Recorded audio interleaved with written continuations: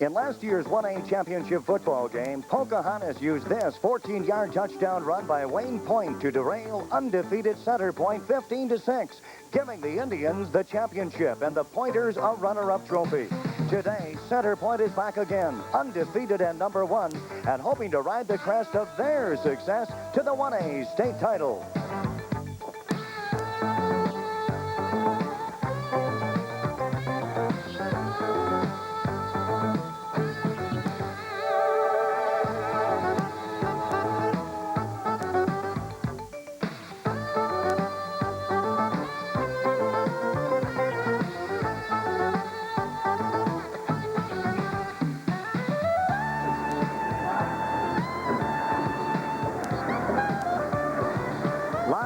From the Unidome in Cedar Falls, Iowa, Iowa Public Television Sports presents the Boys High School Football Championships. It's Class 1A Championship football between Maurice-Orange City, the Dutchmen, and the Pointers from Center Point. Hello again, I'm Mike Newell, and along with Pat Clark and Larry Morgan, we'll have the play-by-play report of our second of 5 presentations live on Iowa Public Television this Friday and again tomorrow. Boy, I tell you, 4 overtimes. Peyton Jourdan wins it, the Class A championship over a rugged Sanborn team. Going to see more of the same here in the 1A championship. 2 ball clubs don't give up a lot of points, but they score a whole lot. They score a whole lot, and they do it on the ground, especially Center Point. Folks, Center Point has been ranked #1 since the season began. The Pointers are an excellent football team. They are going to be tough to beat today. Indeed they are. Gordy McKinstry is the head coach for the Dutchmen. Ted Rogers for the Pointers. Let's talk about some of the talent. We'll talk about the Dutchmen first. They come in with a 10-1 mark, folks. They lost their opening game of the season, but they've got a couple of kids named DeHaan, Brent, and Craig. They do a lot of the dirty work. Craig is the quarterback of this team. Take a look at his passing yardage and Brent's rushing yards. Here's a guy, he's one of the reasons that not many people score a lot of points on the Dutch. Vanderstoep is the young man's name. 111 tackles this year. He's averaging 10 stops a game. That's fantastic. A heartbreaking loss last year for Center Point in the 1A championship game against Pocahontas. Ted Rogers has his team back again. 15-6 was the final last year, and I guarantee you they want this one badly. They've got a couple of kids in the backfield who have been doing all of the dirty work for them for about 3 years now. Young man by the name of Chris Wall. He is the leading rusher this year, although he's the second leading career rusher at Center Point, 2,096 yards. But he's not the only guy who can carry the ball for the Pointers. Here's another one, Kenny Jones. Kenny Jones has about 1,093 yards rushing this year, 23.77 for his career. Those fellas will run with the ball today in their semifinal win. Center Point did not put the ball in the air once. Well, it's going to be a great ball game. It's going to be Maurice-Orange City and Center Point going after the Class 1A championship. And that's next on Iowa Public Television.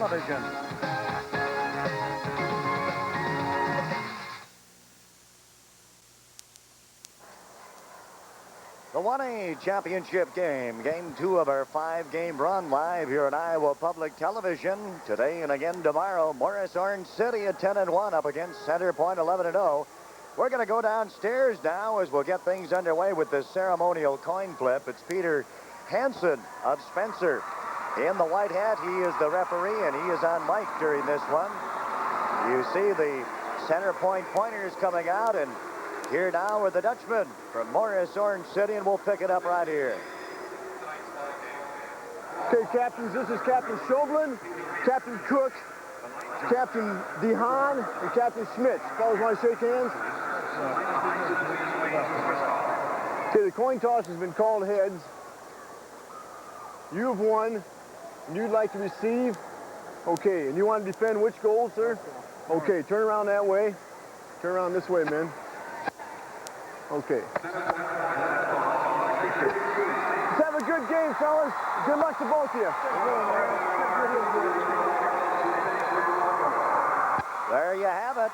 And we're just about set to get things underway. The refereeing crew in this one from Spencer, Iowa, Peter Hansen. We mentioned the referee, Arthur Johnson, the line judge. Alan Masters, the umpire. The linesman is Wayne Westhoff. The road to state for the Dutchmen, beating Kingsley Pearson, Britton Manning down the tournament trail.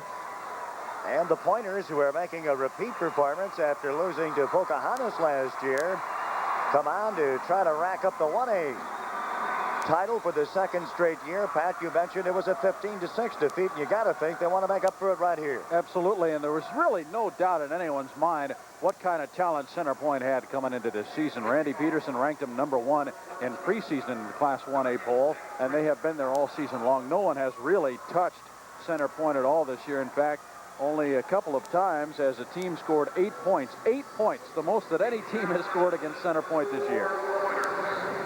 Deep to receive for Center Point will be Kenny Jones. He wears number 30. Chris Wall is number 89, and up short with him is Mark Wade. This is Brent Dalma, who tees it up at the 40. And the 1A title goes on the line right here.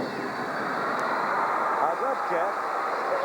And to the wide side at the 5-yard line.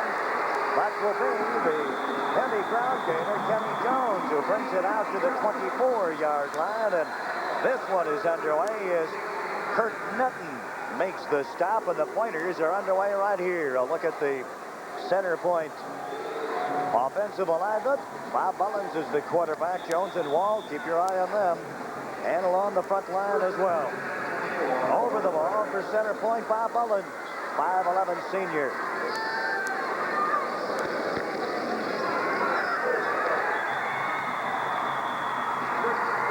Left to right in front of us, the Pointers with Dan Bruxford making the stop for Maurice-Orange City.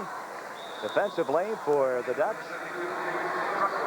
Bruxford, you see, wearing number 72, along with Vandersal, Smits, and Olsen, and behind them, the linebackers, and defensively, the deep corners, then the safeties.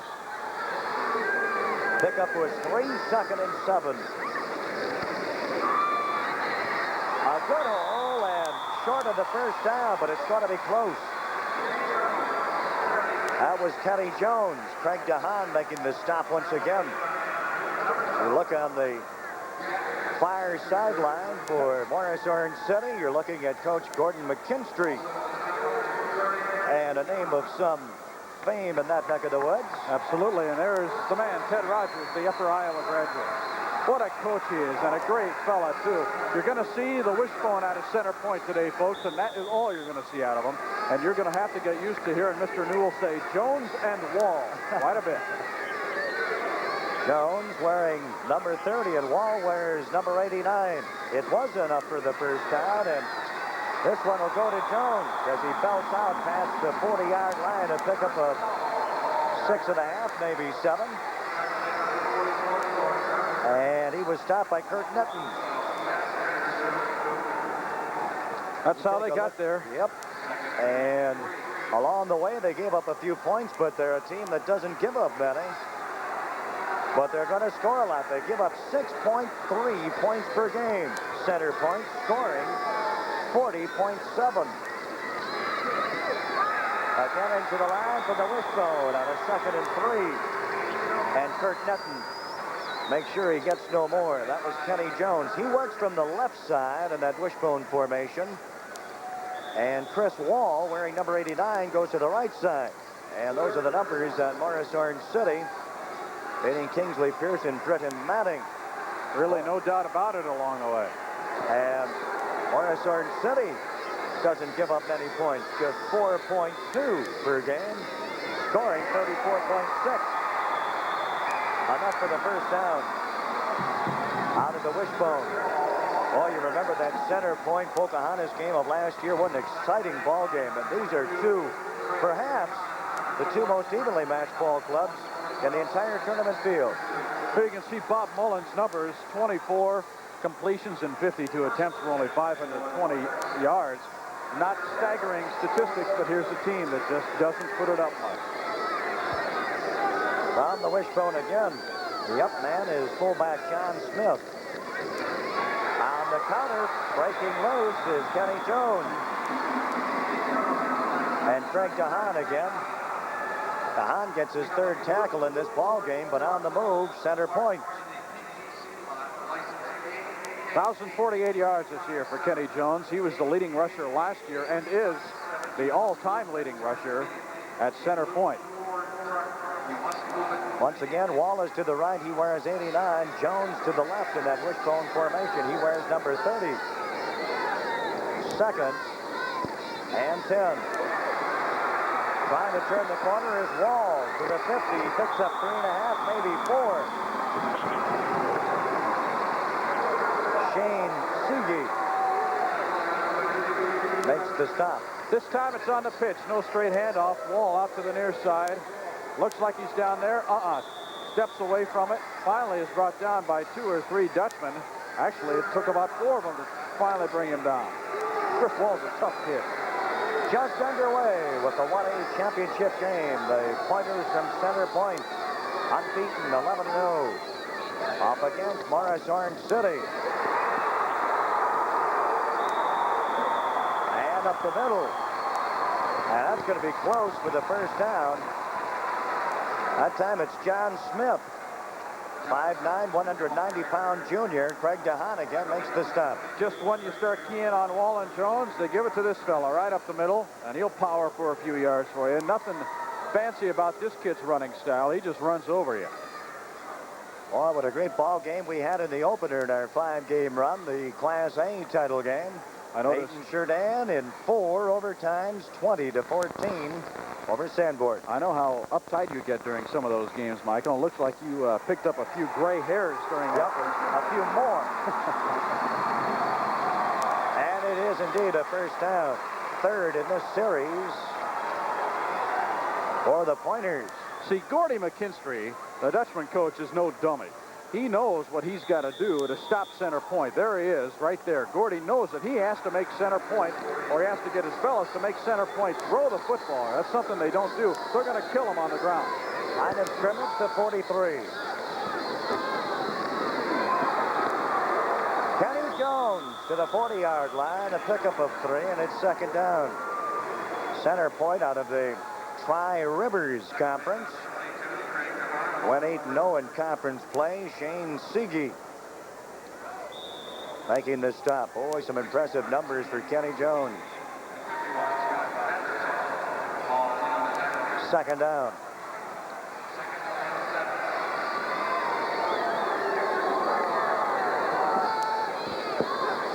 Mullins over the ball, and he goes to Jones again, who trips his way inside the 40 and makes something out of nothing, picking up 2 yards before Travis Smits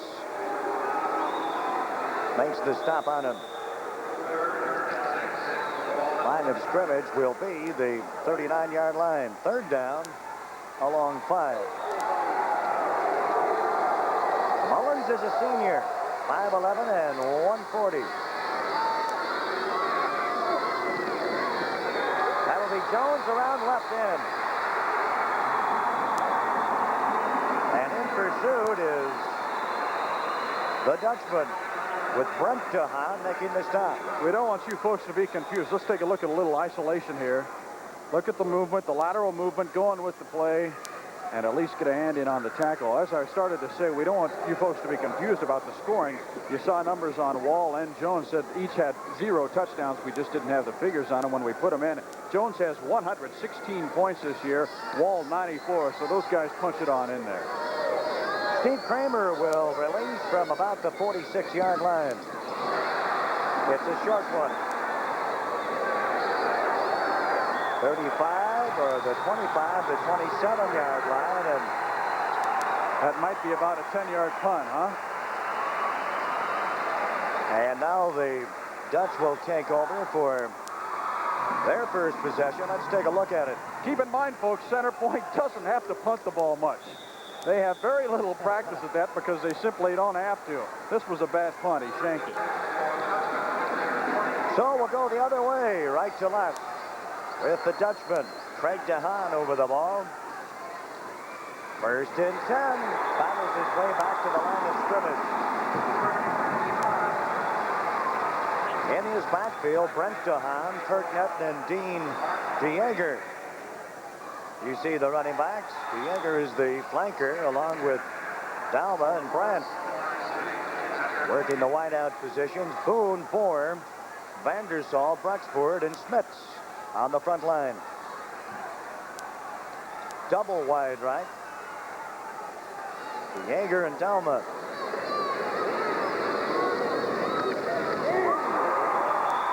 Into the line, and there is Paul Mazie. Rick O'Brien. Take a look at the pointers defensively up front. Keep an eye on Bill Neiman. He's a tough one. Hacker, Kramer, Wall, Wade, Jones, Chapman, and Mann. 4:40 remaining, first quarter play. First possession for the Dutchman. Kahan, the quarterback. Works from the throw set. Sweeping wide. Front Kahan. Good pursuit, center point. Chris Wall in particular. And now deep to receive in the punt. The center point will be Kenny Jones and Chris Wall. Handling all the kicking chores for Maurice-Orange City. In their white with purple trim is Brent Dalma. Release from the 18 or 19-yard line. Good kick. It's Jones at the 33. Picks up about 5, and now second possession for center point here in the first quarter. Chad Boone is credited with the stop. Those are the numbers, and we're just underway. Ted Rogers calls this center point team a group of special kids. Interesting stories about him that he told me throughout the week, and I saw during the season watching center point play, and we'll be able to share some with you. Very intelligent group of kids down there. Mullins over the ball. First and 10 from the 39. Counter play, and this time it goes to Chris Wall, past the 40 to the 43-yard line. He picks up 4. Before Brent Kahan stops in. There's Ted Rogers. Ted Rogers. All 6 of center point's playoff teams. Ted also started the football program at Cedar Valley. Was also a coach at Nesco of Zeering. Second down.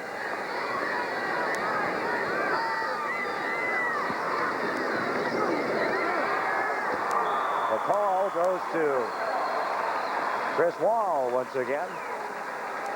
Look at the Dutchman, and Pat, I want to point this out. They don't wear wooden shoes out there for the Maurice-Orange City Ball Club, nor do they plant tulips at midfield. Just wanted to straighten that out for you. Bring that around to Wall. Just he powers ahead, too. This is one of about half a dozen kids that Ted Rogers thinks will play college football. At least he knows they have the talent. He thinks most can play Division III of the 6, but he thinks that if there is one that could go a little bit better, it's Chris Wall.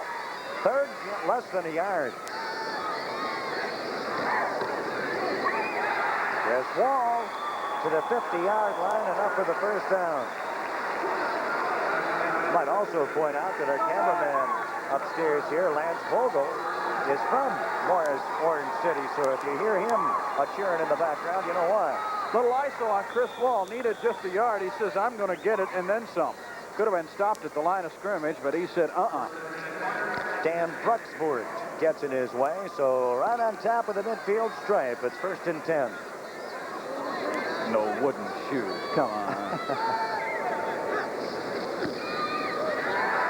Here's the southpaw going deep. Got his man.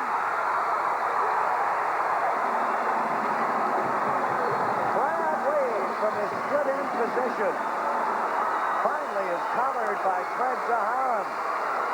And the pickup is 43 yards. Take a look again. Here's a team that does not throw the football. Watch Mullen. Just like a left-handed Chuck Long, right? Found his man. Nice gain on the play. And that's one of the advantages you have when you've got a team that runs with the football all the time. That is all that Orange City is expecting. They go up top, no doubt about it. Straight drop back, finds his man. He's wide open. There's no one back there in the secondary.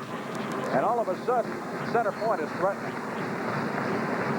Well, once again, there's that running game establishing the passing game, and that's exactly what we see as the ball is spotted on the 7-yard line. The pickup is 43 yards, first and goal, and knocking out the door is center point. While we're here in Cedar Falls, bringing you live action of the high school football championships, another Iowa Public Television crew is in Ames taping the All-State Music Festival. This annual extravaganza featuring the best high school musicians in our state will be shown on Thanksgiving night at 6:30 and repeated on Friday, November 29th at 2 o'clock. Make your holiday a bit brighter by joining Iowa Public Television. It's on Thanksgiving, the All-State Music Festival. I'll be tuned in. Well, what are we going to do here? What's Rogers going to call for? He's going to go with his bread and butter, you'd think, for a couple plays, but maybe he'll go to the bag of tricks and put it in the air again, huh? Well, there won't be any fly patterns. I can guarantee you that. But you never know with Ted Rogers. They are a team that basically stays on the ground. As we said it before, they didn't throw once in their semifinal win. So the Dutchmen are put to the test. First and goal from the 7. Jones to the 1-yard line. Boy, he gets through that hole in a hurry, doesn't he? Kenny Jones is one of these rare performers who can run over you and run around you, too. This time he decides to just go forward. Kind of reminds me of a young man by the name of Phil Forbes, who runs for Lone Tree. They were in the state finals last year. A kid with an abundance of talent. Jones is just the same kind. Second down. Jones pops it up.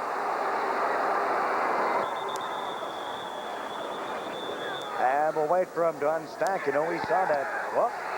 You see from the body language that the Dutchman will take it over at the 2-yard line. The fumble.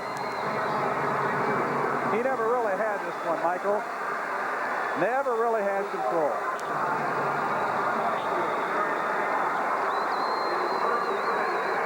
Another angle, you'll be able to see it. Just turns right around. Wasn't a broken play or anything. Kenny just didn't find a handle on it. And you saw in the first game, mistakes and stuff, that can cost you a game, but we're still very early in this one. Second possession for the Dutchman. Whoa, a big hole opens up for Brent DeHaan, and he belts it out to the 11-yard line. The line of scrimmage was the 2.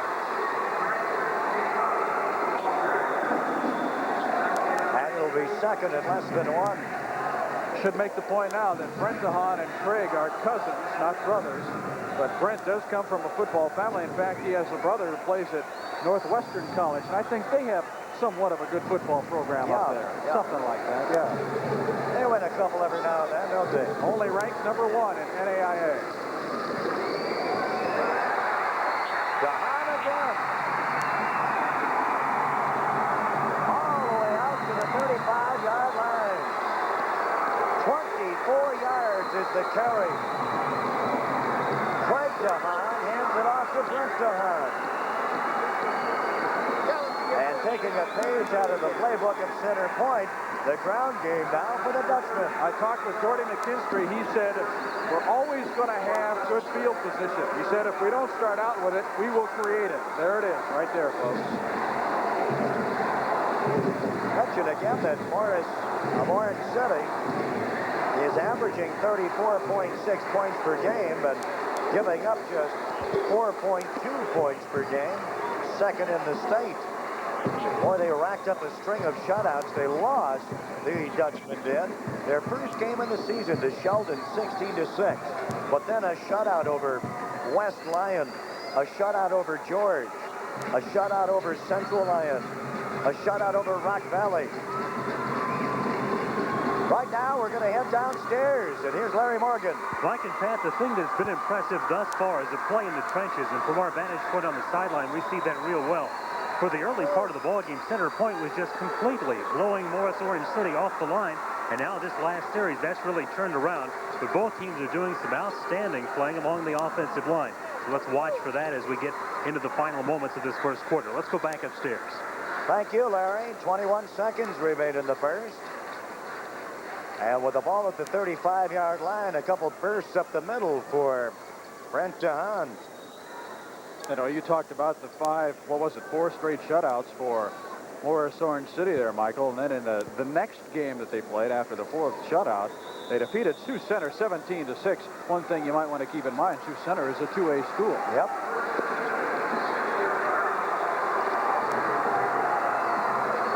First and 10.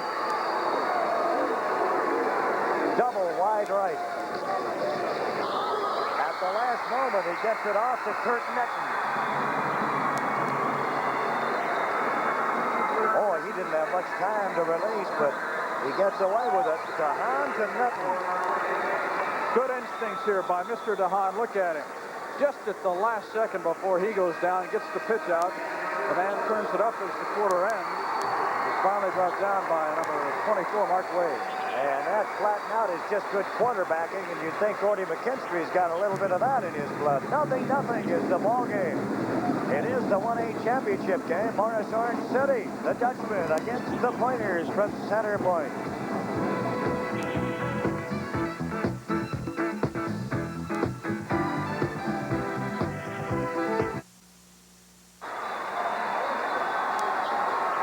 Another 12 minutes go up on the board, and we open up quarter number 2 with a 0-0 ball game. Just like our first one this afternoon, and Peyton Jourdan won that 20-14 at 4 overtime. Right now, DeHaan and Lowe's, a little bit long. Dalma, the intended receiver. You want to talk quarterbacking, McKinstry is in the right business. There's a shot of Lee. His son, Lee, and his son, Jay, quarterbacking nationally ranked Northwestern College of Orange City.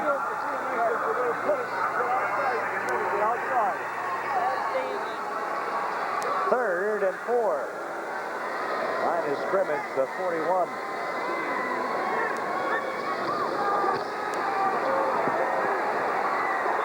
Craig DeHaan trying to scramble away from heavy traffic and loses a couple. And fourth down will cause the punting unit to come on, and Dalma will get another chance to unload here. He's a pretty talented kicker, Dalma. Deep to receive. Here's a shot of Dalma. Wall. And alongside him, Jones.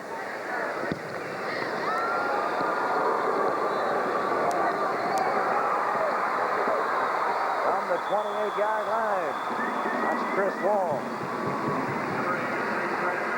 Past the 35 and right to left in front of us, the Pointers. Corey Brandt makes the stop. Yeah, you just don't get here if you give up a lot of points, Pat Clark. That's exactly right. We've seen the state's very best defensive squads, but here in front of us, 2 of the finest offensive teams as well. Mullen over the ball. Pitch back to Jones. And we're going to have a penalty right, well, back upfield a bit. He brings it out to the 46-yard line. A gain of 10 yards and the penalty. Leon Brink brings him down. Take a look at number 35 to come in your screen in just a moment. He's whistled on the penalty. You're going to see a nice play by Kenny Jones. We're looking for a clip. Is that right? Right there. There you go. It's still a pretty run to look at anyway. Kenny Jones. Let me tell you something. In Center Point's first round win over BCL, that was 38-6 was the final. We're talking about the playoffs. Jones had 3 TDs, 191 yards. Black shirts. 191 yards is what I started to say. But there goes that yellow flag again. That's hampered both teams in that Class A championship game. Let's hope we don't have the same thing happen here in the second one. Instead of 1st and 10 from the 46, it is 1st and 25 from the 21. And getting some of all of that back. Up the middle will be Chris Wall. Leon Brink again making the stop. And it will be, after a gain of a little better than 9 yards, it'll be 2nd and 15. The shot of Chris Wall.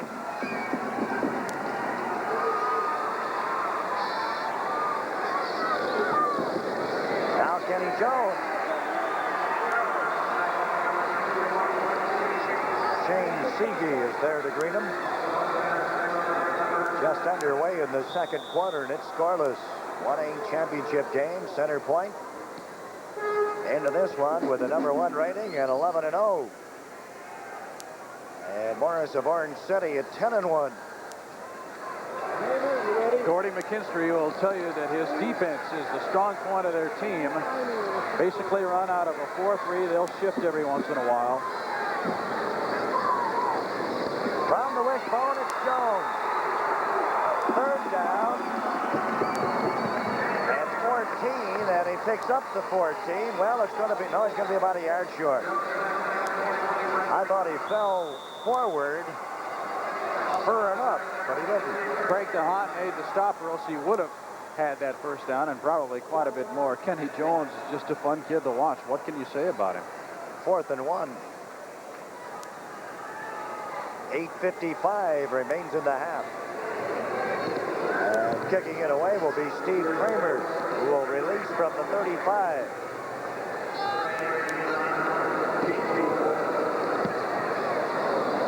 Line drive. From the 20-yard line and out to the 26-yard line is quarterback Craig DeHaan. And he'll direct the effort right here. You see the numbers on that young man? 13 punts this year. Goodness gracious. That's just a little bit over 1 a game. How many teams can brag about that? Rick O'Brien makes the tackle for center point. Indication from Peter Hansen.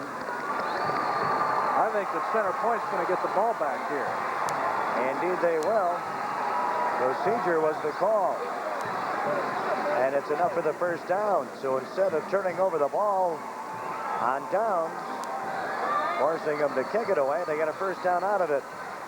To the midfield stripe. First down. Well said. Well played.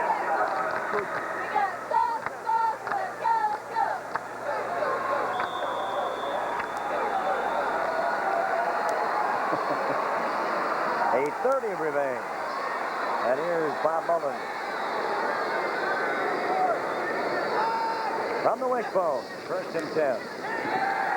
Going upstairs. Little bit long.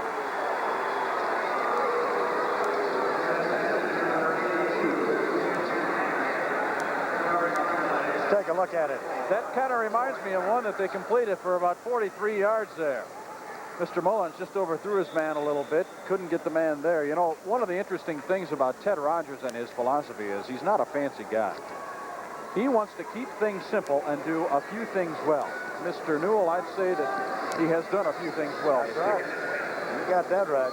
2nd down. Quick opener. And Kenny Jones takes it inside the 45, a pickup of 6. How many times this season has he thrown on first down? Probably never. Brent DeHaan makes the stop on Ken Jones, and it'll be 3rd and 3.5. That young man doesn't play college ball somewhere. It's going to be a crime.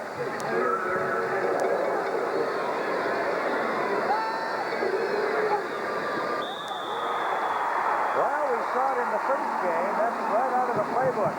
Stutter that count at the line and try to get the first down the easy way. And that indeed the Pointers did. Oh, a little movement there. That was almost like a dance step, wasn't it?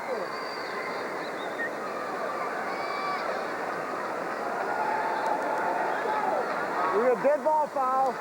Encroachment on White. Their first down. Encroachment on White. Hold it up, we got timeout. Oh, it's a second Got first. timeout, White. Timeout right here, but that's a second penalty that is brought on a first down in this drive for center point, and that could be the tail of the tape down the stretch run. As Iowa high schools and colleges wind up their football seasons, another popular sport will step into the spotlight on Iowa Public Television. College wrestling. Featuring teams from Iowa, Iowa State, UNI, and Drake will be featured during our 10th anniversary coverage. Broadcasts begin in January, and viewers will not only see all the action, but will also be treated to features about past champions. In March, we'll return to Veterans Auditorium in Des Moines for the 15th year to bring Iowans all the excitement of the boys high school wrestling tournament. That'll be all live. College and high school wrestling, annual traditions in Iowa Public Television, and truly television worth watching. College wrestling. I think the Hawkeyes are going to do it again this year. By golly, they got the national championships right down at the old Carver Hawkeye this year. Another championship defense goes on the line in Iowa City. What are they looking for? 9 straight? Is that what it is? Something like that? Well, Dan Gable's going to get tired of this. Nah. No, I doubt it. We're not talking about the same Dan Gable. 39-yard line. 1st and 10.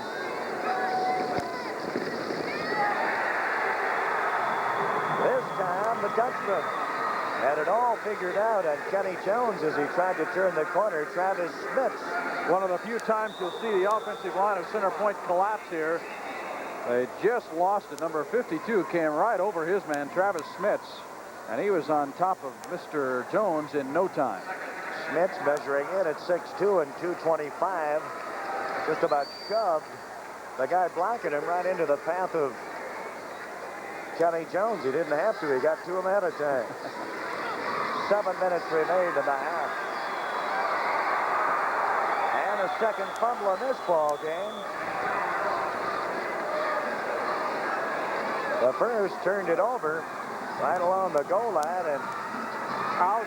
Yep, there's your second turnover right there. Fumble recovery. The Dutch are hitting them hard. I believe that was Mr. Jones again, fumbling the football. Let's see if we can pick it up here. Well, he lost it somewhere in the shuffle there, didn't he?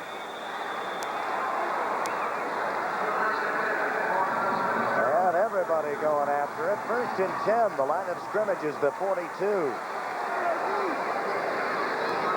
Craig DeHaan over the ball. First man through is Brent DeHaan. Brad Wade. Well, there you see it. That tells the story. Center Point is its own worst enemy at this point of the ball game. Morris was trying to hand him a touchdown there, it seemed like, for a while, with a couple of penalties that brought on first downs, but they fumbled the ball away again. Wide to the left side. Dan DeYager.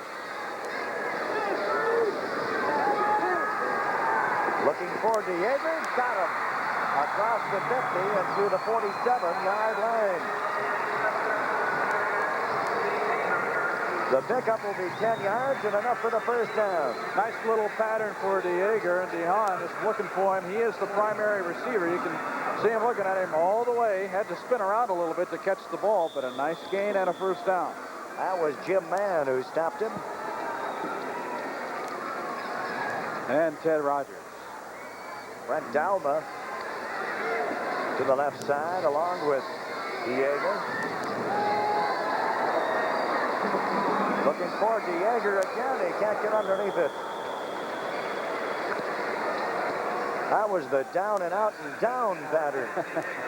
Head out about 10 yards, fly to the sideline, then head up the sideline and mistimed on the arm of Craig DeHaan. And 2nd and 10 from the 47. 5:37 remaining in the half.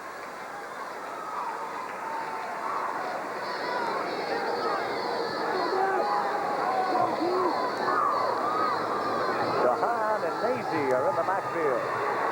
Here's Craig DeHaan. Tucks it in to the line of scrimmage inside the 45. Now pick up a 4 yards.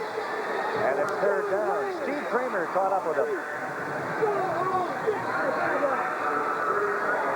Nice little movement in the backfield there for the kids from Orange City.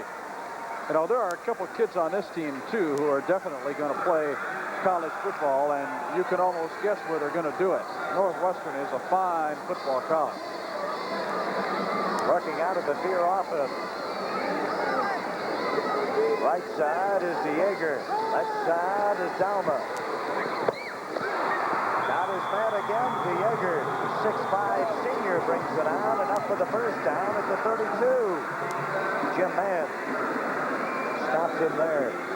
Here we go. DeHaan, straight drop back. That's basically what they will do. Very little sprint out action. There's the pass over one of the Pointer defenders and right into the hands of his main man so far this afternoon. That was a good pass. Hands up on top, Farmer.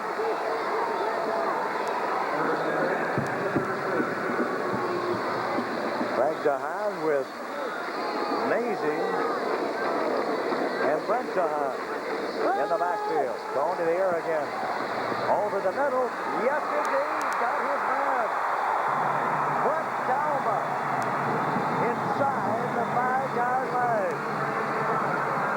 And the penalty flag. 28 yards. This will be a roughing the passer, so forget about the penalty. Take a look at the catch. Dalma with a great one. There was a penalty flag in the backfield, but it will be against the Pointers. Roughing the passer. Ron Chapman finally brought him down. You see the indication. Heck no. We'll take the ball down at the 4-yard line. First and goal.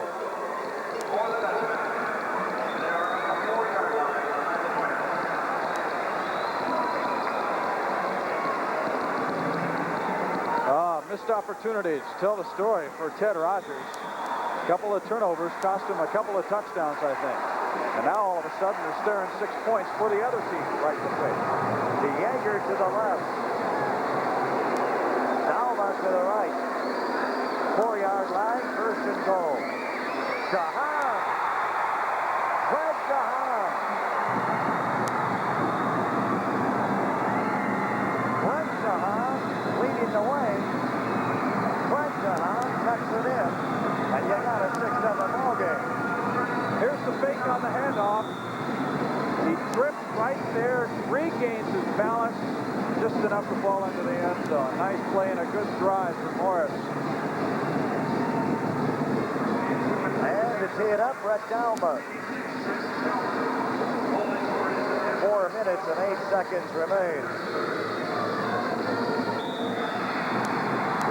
And 7-0 is the count. DeHaan from 4 yards out. Let's take a look once again, Pat. Ground level right here. Got by number 79, Doug Cook, who is normally an outstanding player and still is, but Mr. DeHaan still got into the end zone for 6 points. 7 zip in, I guarantee you, this isn't where Ted Rogers wants his Pointers right now. So Dalma on the conversion makes it 7-0, 4:08 remaining. And a sustained drive of 58 yards in 9 plays. The big hookup going from DeHaan to DeYager. Down to the 4-yard line and then the sprint into the end zone. And here's Dalma again. That's a look at Chris Wall. I guarantee you this is something new for Center Point's first team. Sure, they have given up as many as 8 points in a game, but most of those points that they have given up came against the Center Point reserve. So this is something relatively new for the Pointers.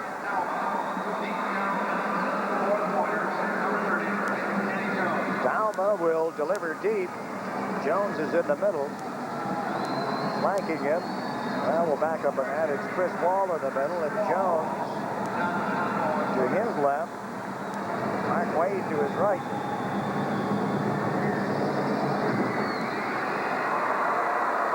Jones at the 3.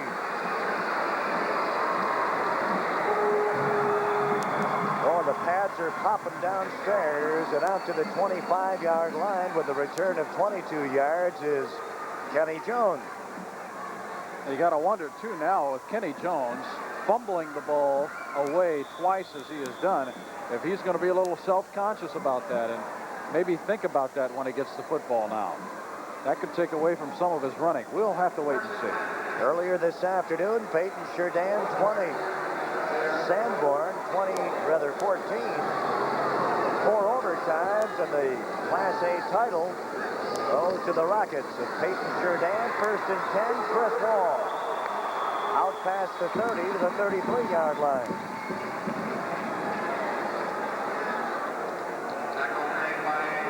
Shane Siggy makes the stop. second and 1. Pick up his 9. 3:10 and counting. That remains in. Half play. That was Wall smothered as he got the ball. Travis Smith. 6'2", 225, the senior.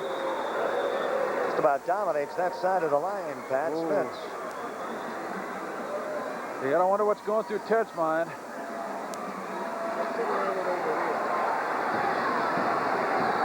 Third and 2. The loss is 1 yard. From the wishbone, center point. Wall gets the first down. Chris Wall averaging 117.5 yards a game. 1,292 yards on the ground this season. This is a fantastic year for the young man. So the clock will factor in this as we wind down in half number 1. 7-0. Maurice-Orange City would like to keep it that way. And center point playing catch up. First and 10 to 36. Way upstairs, and he's got his man.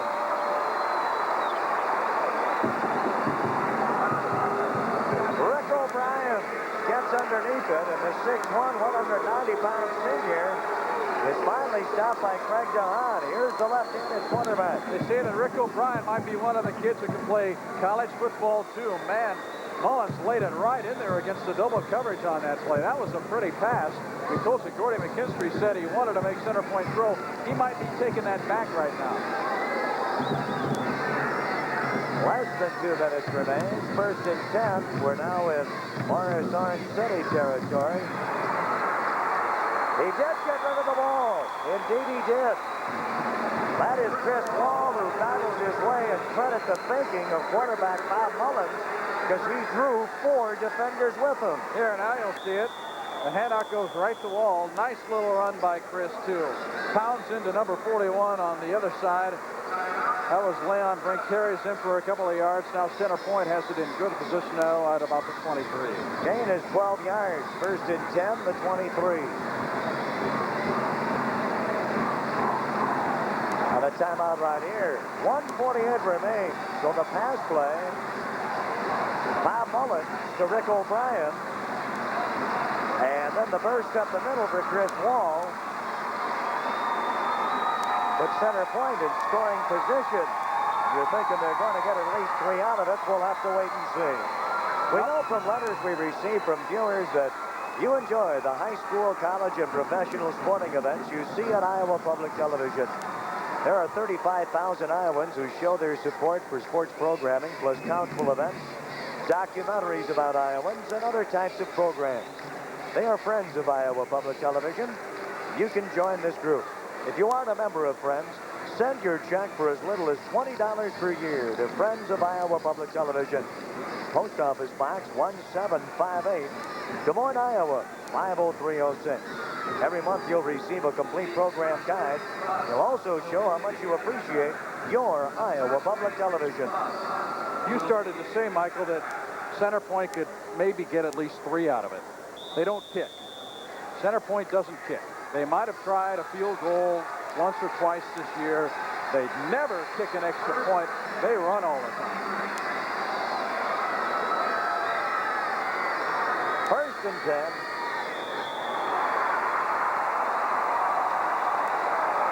There you go with the staggered count, and it's going to cost 5. There's Wes Olson getting the jump on the ball. And here's Peter Hansen. Spencer, Iowa, to mark it off. A dead ball foul. Encroachment on White. And we move to the 17-yard line.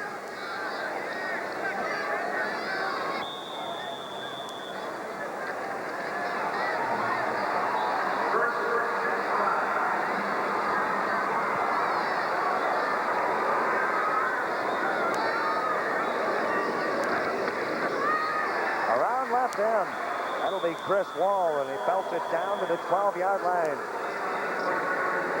be enough for the first down as Leon Brink brings them home. 1:36 remaining here in the first half. Let's take a look at Chris Wall. Frank this time is going to come up and make the stop, but it looks like he's going to get just enough for the first down. There's Frank, number 41. Going to have to measure. It was 1st and 5.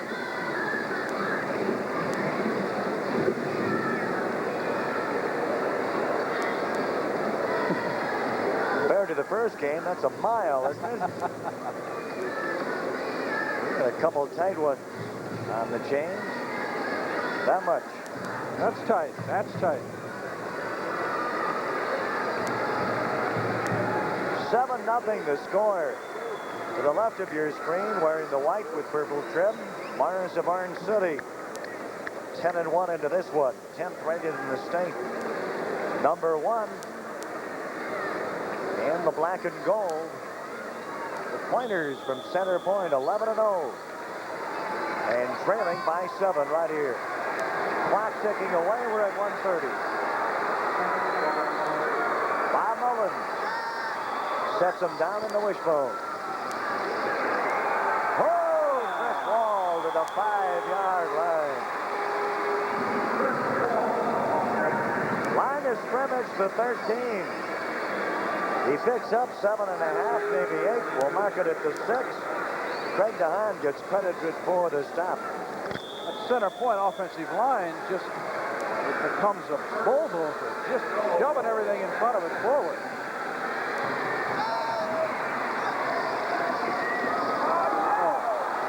We have our third fumble of the ball game, and the question is, has Center Point lost it for the third time? Nope. Watch what you call dodging bullets. That would have been a true thorn in the side had they lost that one. Take a look at it again. They have no excuse. The ball can't be wet. Actually picked up a yard. And the line of scrimmage, 2nd and goal from the 5-yard line. 50 seconds remain. Now tonight on Iowa Public Television, more football coming your way. The 4A title matchup. Sioux City Heelan, Lynn Meyer of Marion. And tomorrow we're going to go at it again. Starting at 11 o'clock, the 2A championship game. Algona Garrigan against Cedar Rapids LaSalle. Immediately following the 3A championship game. Harlan and Pleasant Valley. 7-0. The Dutch leading the Pointers. Certainly hope you stay tuned for our halftime activities. Interesting videotape features, including a tribute to college wrestling as presented here at Iowa Public Television. And Larry Morgan. I have a interview guest from Upper Iowa, the head football coach, Steve Pickard. Steve came up with the greatest marketing plan in all of football, didn't he, Pat? Well, it didn't exactly work this year, but by golly, they got some attention up there, didn't they? You need football players, you take out a one-head, don't you? 2nd and goal. The ball goes to Chris Wall again.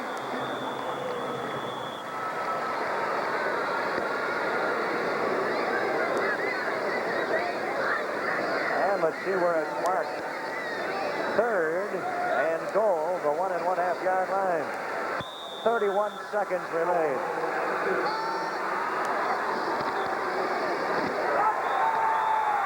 Yes, indeed. Center Point. Chris Wall, who cranked out most of the yardage in this drive, goes in from 1.5 yards and a 7-6 ball game right here.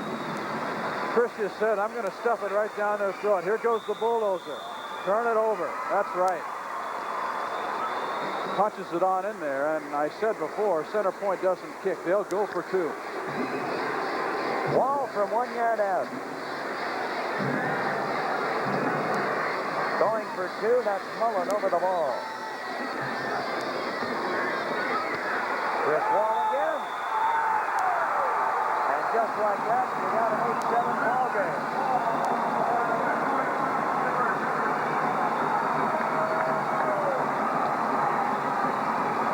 Take a look at the touchdown. Here we go again.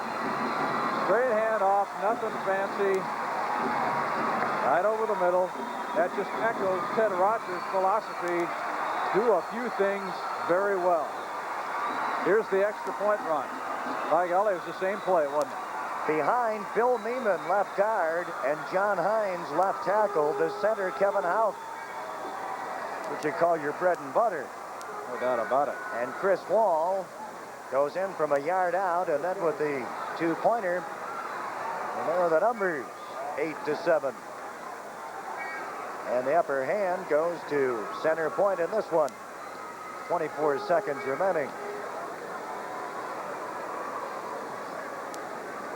Let me tell you something about center point here.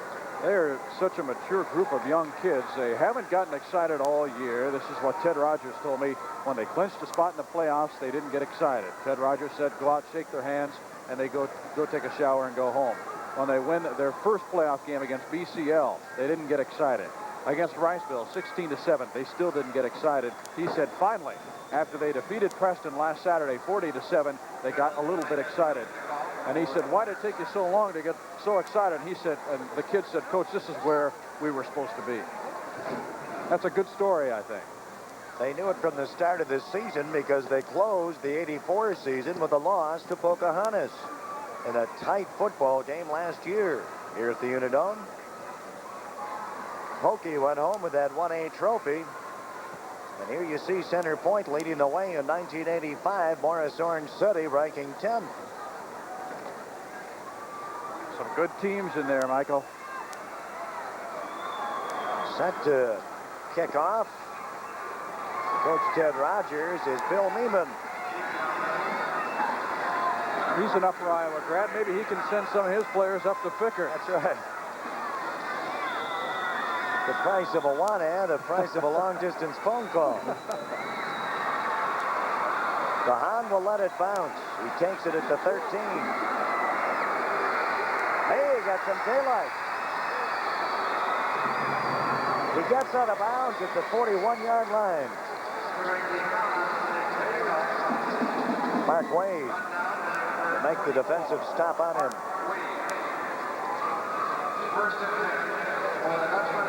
Well, let's see what happens. Gahan has shown that he can go upstairs. His favorite receivers are Rick O'Brien. Well, let me turn that around. Dan DeYeager and Brent Alma. See what he does right here. He splits them both wide to the right.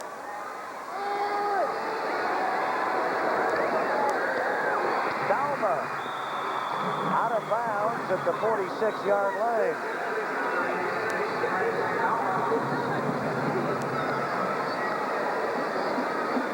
"13 yards is the game. Kenny Jones sends him out of bounds with 11 seconds. Well, that pass showed me that they want to do something here with the remaining 11 seconds. To see the scoreboard, folks. Probably see the piggy up in the air again.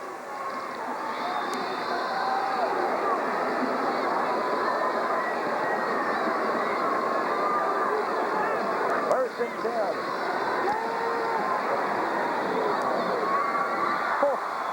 Not that time. That was Brent Alma. That's the proverbial hearing footsteps. That one went right through his hands. Pass behind him, and it turned him into the player coming at him, and that's where he heard the footsteps. Back to the huddle, 87, Dan DeYeager. 86, Brent Alma. Here, senior wide receivers. Second and 10. 46. Shotgun formation. Whoa! As time runs out, he uncorks.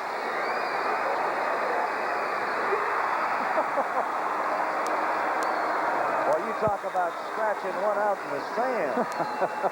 Exactly what we had. Final play of the half, and Dr. McKinstry orders up a wild one. 8-7 here at the halftime break. Center Point against Maurice-Orange City.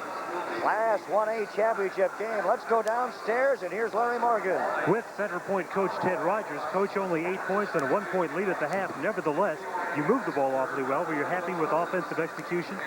We should have another touchdown. So I'm not very happy with our offensive execution at all. It's been very sloppy with the fumbles we've had and so forth. And we've got to straighten that out this second half and control the ball on them. They're too explosive. Fumbles are something coaches can't control and usually don't have solutions for. Any theory as to what's causing the fumbles? Just getting in a little bit of a hurry. You know, it's a big game. The tension's up, and they're just getting in a little bit of a hurry. Final question. Maurice-Orange City has a large offensive line. Is this a concern to you? Not really. Ours aren't as small as they look.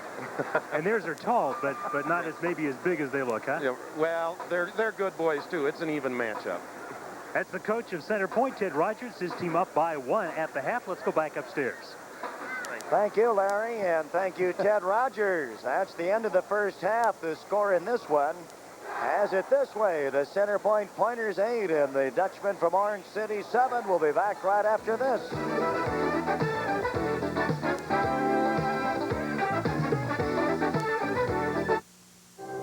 Einstein's dream of understanding creation is alive today. This is Timothy Ferris. We'll explore the realm of the galaxies and the nucleus of the atom on the creation of the universe, a 90-minute special about the ultimate history story. The story of how a single kernel of energy could have become everything that there is. It's coming Wednesday evening at 8 o'clock. Join Iowa Public Television as we explore Iowa's first venture into parimutuel wagering. Saturday, November 23rd, starting at 7 p.m., we'll bring you Parimutuel, Dubuque's Dream, a program covering the first season of Dubuque Greyhound Park. This will be followed by a panel discussion among representatives of the Iowa racing industry. That's Saturday, November 23rd at 7 p.m. for Parimutuel, Dubuque's Dream, only on Iowa Public Television. Iowa Public Television, your statewide public television network.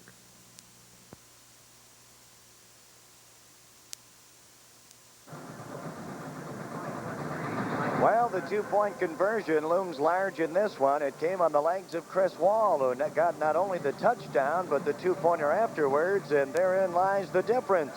Top-ranked and unbeaten Center Point 8. Morris of Orange City 7. We're here at the halftime break, and the Ankeny Marching Hawk Band downstairs. Last year, Iowa Public Television celebrated its 15th year of quality service to Iowans, and beginning this January, we'll celebrate our 10th anniversary coverage of college wrestling. While there's a break on the action here at the halftime, we invite you to relive some of our wrestling memories, followed by another look at those 15 years of programming. 1A title. Pointers trailed 7-zip just before the half. The halfback Chris Wall erased the deficit. 2-yard scamper and a 2-point conversion gave Center Point an 8-7 advantage at the break. Early third quarter, Wall up the Pointers' lead with this 14-yard romp to Pater. The conversion failed. It was 14-7. Morris came right back. The Dutchman's Brent DeHaan on the 1-yard plunge made it 14-all. Fourth quarter, Steve Kramer will come up with the defensive play of the game for Center Point. He intercepts the pass, and Kramer brings the theft back 36 yards down to the 9-yard line. A couple of plays later for Ted Rogers' troops, quarterback Bob Mullins will toss to Rick O'Brien for the score. Pointers would add a late touchdown and claim the championship 28-14. We wanted it so bad. But listen, I'm just as proud of last year's group, and I'm just proud of this year's group. They carried on the tradition, and they got her done. In the Class 4A championship game, which is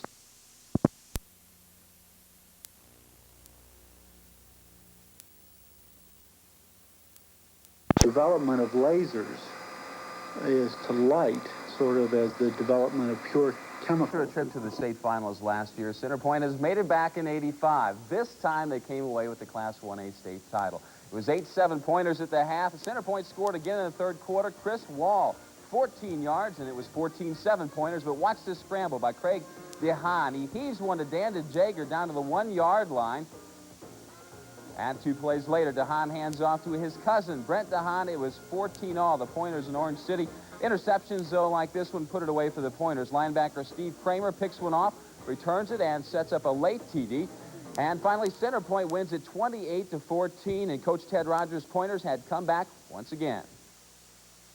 Oh, it paid off tremendously. I think that showed in the composure of the kids of, that we talked about here earlier, that they didn't panic. They got a little shook at a couple times, but they get themselves and a play or two get themselves back under control. It was the longest football playoff game in Iowa history. Peyton Jourdan and Sanborn in the class. We're live from the Unidome in Cedar Falls, Iowa. The 1A championship game at halftime. Center Point 8, Maurice-Orange City 7. Right now we're going downstairs. Larry Morgan, a special guest. Steve Fickard of Upper Iowa University. Larry? In March, Steve Fickard was hired from the University of Texas staff to become the head football coach and athletic director at Upper Iowa. It's tough to recruit in March. Most of the good players are gone. He needed players. He had a novel approach. He took out an ad. Yeah, that's right, Larry. We decided that we needed to draw a pool of names in a non-traditional manner, so we kind of formulated an idea of having an advertising campaign, came up with an ad, put it in the Chicago Sun-Times, and then the rest is kind of taken off from there. Now, what kind of publicity has this generated for your school? For our school, it's been nothing but outstanding publicity. First class, positive publicity. The one thing that we thought when we took the ad out that somebody might pick it up, from there, we have just gotten advertising that you couldn't pay for. Newsweek has come on, made a nice story of us. NBC Nightly News has been on our campus. CBS, ABC Sports, the New York Times, you name every major newspaper across the country has contacted us. We've probably been on 50 or 60 different radio talk shows, along with every major television station in the state. And they're still reporting your scores as the result. That's right. People have kind of picked us up like Slippery Rock, and I wish we had that nice a name, but it's been kind of an opportunity for us to tell the Upper Iowa story, and we're really excited about the future of Upper Iowa and our athletic department. Now, it'd be great if there'd been a winning record to go along and end the story. That's not the case. How have you done this year? Well, so far we're 1-8, and it's not a great record. But when you figure that 18 of our 22 starters are freshmen, we play in an excellent league. Our league champion year in and year out goes to the national playoffs. We're really excited about the future of our program. We think that it's given us an opportunity to tell our story. In the past, we went out and recruited out of state. Now we're really going to concentrate in northeastern Iowa and try and be well representative of Iowa and especially the northeastern part of it. An innovative man who certainly put Upper Iowa on the football map. Steve Fickard, our guest at halftime. Let's take it back upstairs. Larry Morgan at halftime with a very interesting guy, Coach Fickard of the Peacocks.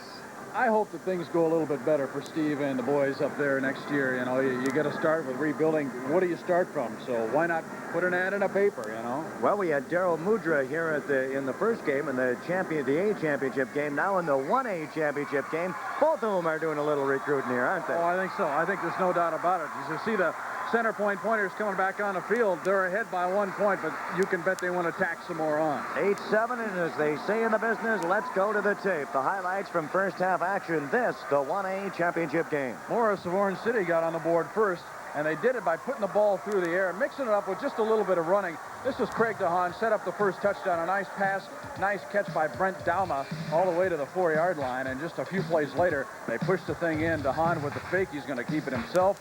And he slides on into the end zone. I don't know if we're going to take a look at that from yet a different angle or not. But Craig DeHaan with a nice bit of work, and we're not going to take a look at it. Now we take a look at Center Point.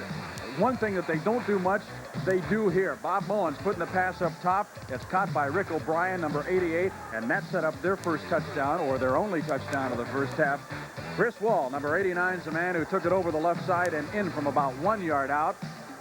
That made the score 7-6. Maurice-Orange City was up on top. They don't kick. Center Point doesn't, so they go for 2. They get it the very same play. Wall over, and it's 8-7. 8-7, that's the halftime score. We'll be back with half number 2 right after this.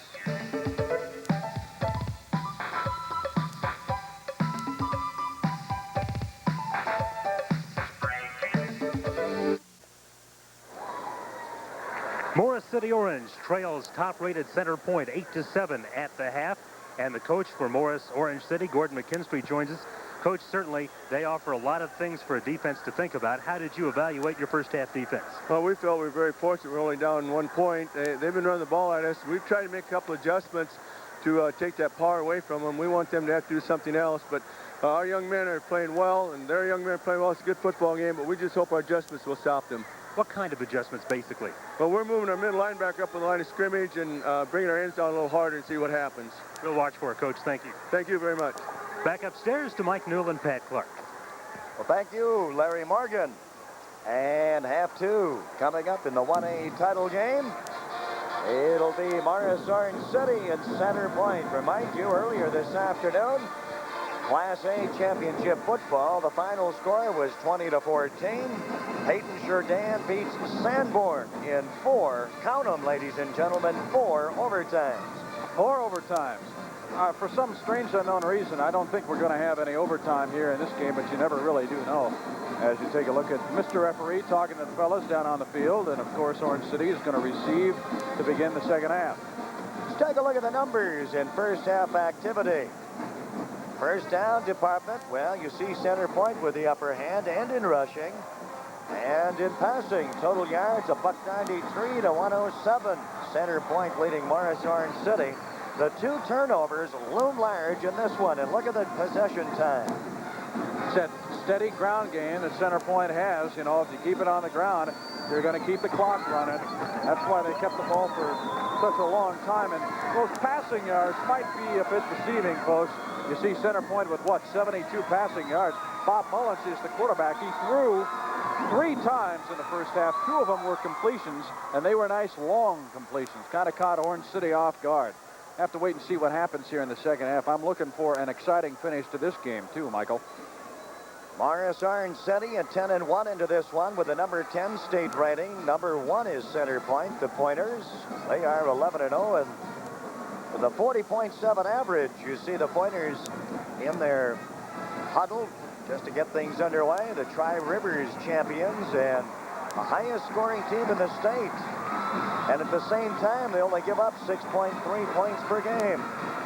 Both these clubs, we said earlier, Pat, can put points on the board, and they don't give much away. How'd you like to play on a team that scored better than 40 points 7 different times in a season? That's Center Point, folks. Center Point will kick it away in the second half. And Bill Meeman has that assignment. Deep to receive is Craig DeHaan. He's at the 10-yard line. 8-7. And Meeman's about ready to get this one underway.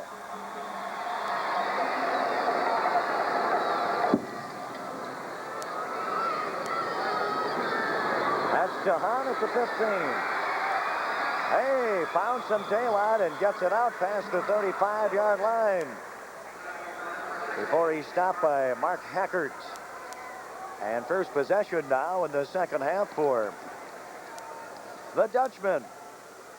Once again, Pat, they don't wear wooden shoes out there. I just know you had to know that. You're not going to let me forget it either. No, sir. And the lineup there, the pair of DeHaans, they are cousins. You probably put an idea into the heads of the folks at Adidas or something. And offensively up front. Line of scrimmage will be the 38-yard line. They brought him back into the huddle for one reason or another as the clock starts. And here we go. Craig DeHaan, the quarterback. He wears number 22. Kurt Netton and Brent DeHaan stacked up behind him. This is Netton. The fullback to the 40-yard line. He picks up 2.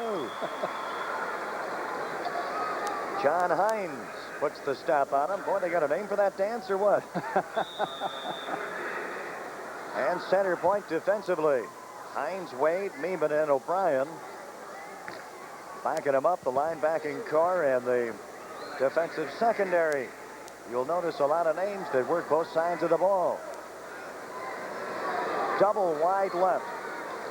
De Jager and Dalma. Quarterback sneak on 2nd and 8. Craig DeHaan, Steve Kramer, and Chris Wall bringing him in. Boy, another good one tonight, the 4A championship game. Sioux City Heelan, Lidmeyer of Marion. Lidmeyer, the surprise team, upending Washington of Cedar Rapids, Kingston Field last week. In the slot, Pat. Oh, you know it. We don't need any mutters today because we're indoors. Yes, indeed, Dan DeYeager. Above one receiver, Dalma. But right to DeYeager. Steve Kramer again with the stop.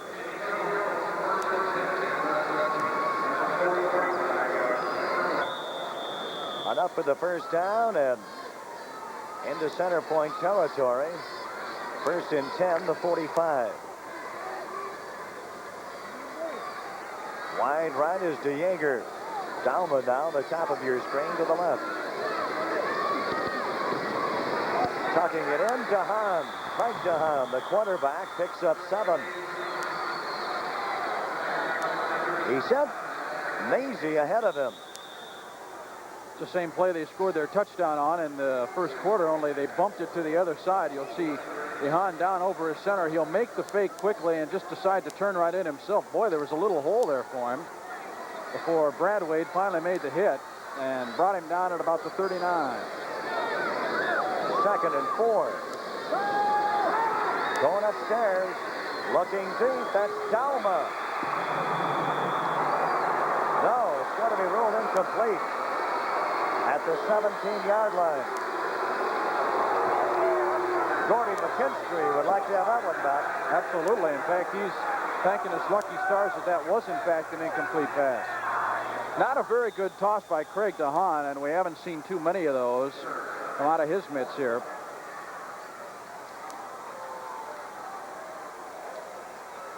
Nine minutes, 4 seconds remain. We're in the third period. 8-7. Center point with the lead. Maurice-Orange City with the ball. Again, he sends Maisie ahead of him. And DeHaan tucks it in, but he's stacked up at the line of scrimmage. Ricky O'Brien grabbed him from behind and brought him down. Like you said, a lot of familiar names for center point and for Morris, going both ways here today. In fact, Ted Rogers told me that he uses really only about 14 players in a game, unless, of course, a team runs up a score like they did on Edco. 67-6 was the final in that one. Ouch. 4th and 4, and kicking it away will be Brent Dalma. He'll release from about the 47. No, he won't. Back to the line of scrimmage, but not enough for the first down, and his field position will determine this game. A break here for center point. Maurice-Orange City thought they'd catch him napping and did not. But it looked like he's going to have some room here. Take a look. There's really no doubt about it. It wasn't like he read it and then thought, well, I better run with it. He decided to run it all the way right from the start, and he was just shut down. I think Mark Hackert was in on that one, number 60. And it is Dandy field position now for the Pointers. Let's see if they can do something with it. First possession of the second half for the Pointers. Line of scrimmage to 36. And guess who? That's Chris Wall looking for daylight, and he gets enough for the first down, plus 5 more, so he got his share of daylight. Here's a kid who's going to play some college football somewhere. 175-pounder, he's coming out. Looks like he might have got his bell rung there. He did indeed. He's hearing voices right now. The center point offensive alignment. Mullins, the quarterback. Jones and Wall are the running backs. In for Wall at this hour will be Mark Wade.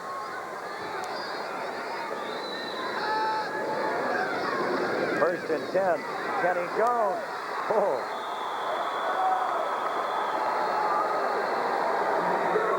He might have gotten the first down out of it. No, he's going to be about a yard short.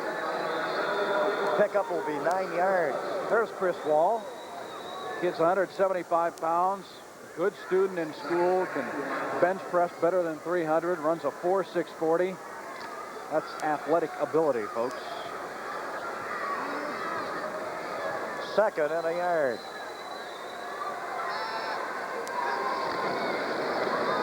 Ball goes goes to Jones, and he does get the first down out of that wishbone formation.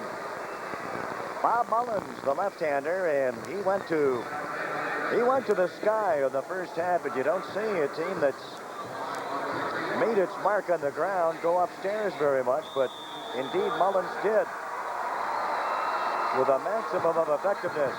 And you see Chris Wall coming back on, and Mark Wade takes a seat once again. That's John Smith, the point man in the wishbone. To the left is Kenny Jones. To the right, Wall. And here's Jones. Yep. The 30, the 25. Inside the 15. The line of scrimmage was the 31. The pickup is 17 yards. Craig DeHaan catches up with him. One of the reasons that Kenny Jones is so successful as a running back is that he doesn't really give the defensive line time to react.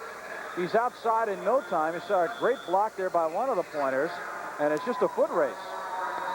Mr. DeHaan finally caught up to him, but once again, the pointers are threatening. And there's timeout on the field. 6 minutes, 49 seconds remain in this Class 1A championship game. The numbers: number 1, Center Point with a 1-point lead over 10th-rated Maurice-Orange City.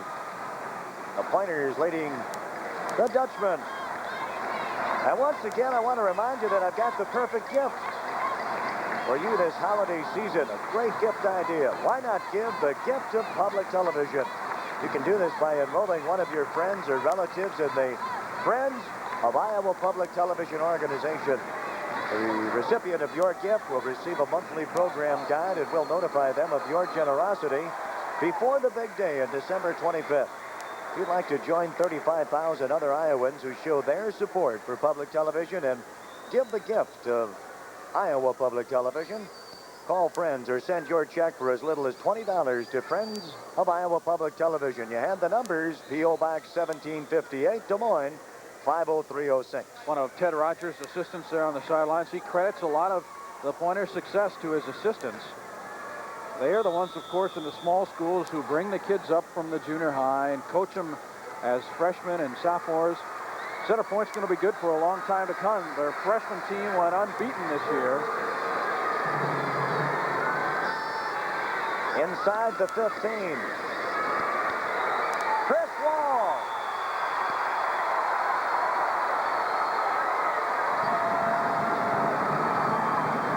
He's got speed and he's got room.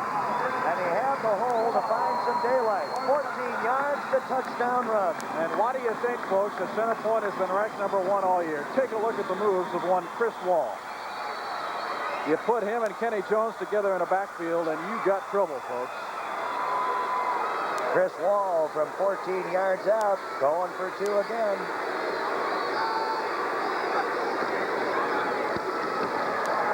Chris Wall comes up short this time.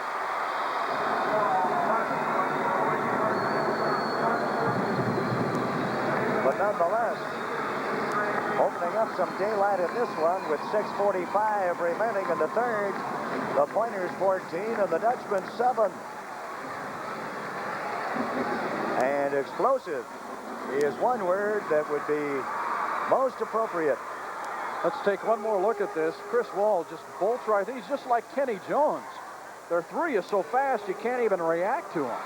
And you got to think about that fake punt of Maurice-Orange City. That's what gave him the good field position at about the 40-yard line. I'm sure that Gordy McKinstry's thinking about that. Took a $1.12 off the clock in 5 plays. Couple big gainers for Chris Wall and a couple for Kenny Jones.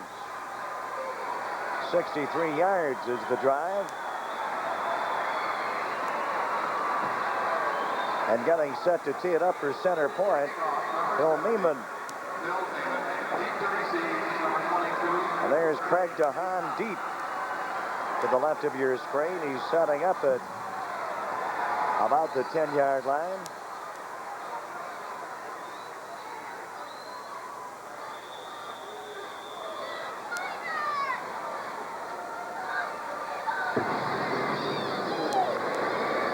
He'll take it at the 17.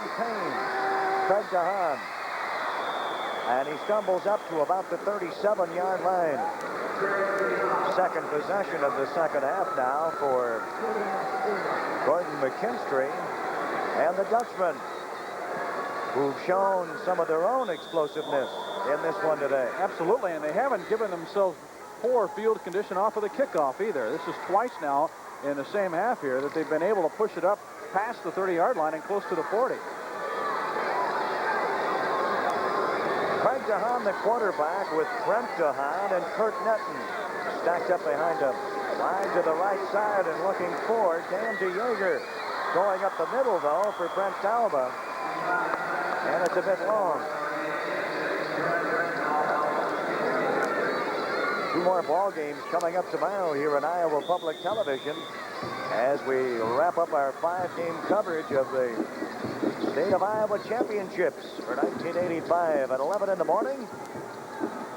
2A title with Algona Garrigan facing Cedar Rapids LaSalle, and immediately following the Class 3A game, Harlan and Pleasant Valley. No, one more tonight. Yep, he dumps it off up the middle. That's Brent DeHaan on the receiving end from Craig DeHaan. Enough for the first down past the midfield stripe and to the 49-yard line. The gain is 14 yards. Brent DeHaan, as we told you, is a cousin of Craig. 3-year letter winner in football. He's simply an outstanding athlete. You'll see the screen. The linemen let center point's defenders come right in there as they set up the screen, and it worked perfectly. Brent DeHaan with a nice run after the catch. Into center point territory, 1st and 10. Oh, all alone. That's Dan DeYager. Secondary for center point thought that DeHaan was going to tuck the ball in and work his way around in. He pulled up and found DeYager, and it was Jim Mann who saved that from a 6-point effort. But let's take a look at it. Craig DeHaan, he'll tuck it in. One of the great advantages you have when you're a quarterback who can run and pass. They thought he was going to run. By golly, he's got a man wide open down there. He made a nice move after the catch. Darn near put it in. The 2-yard line. And the Dutchman trying to get back into this one. Let's see what Craig DeHaan comes up with. 1st and goal. Stacked him up.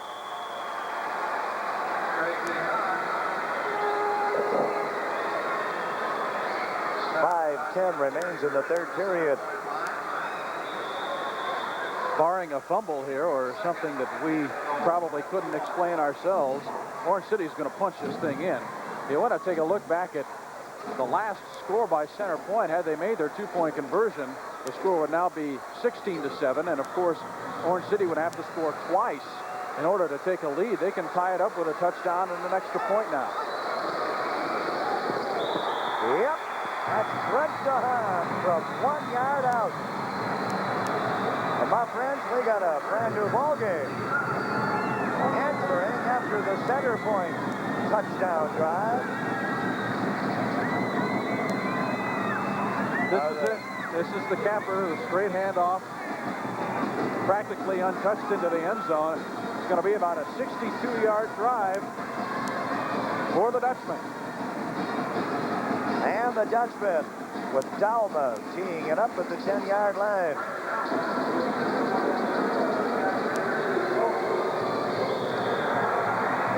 Just like that, we're tied.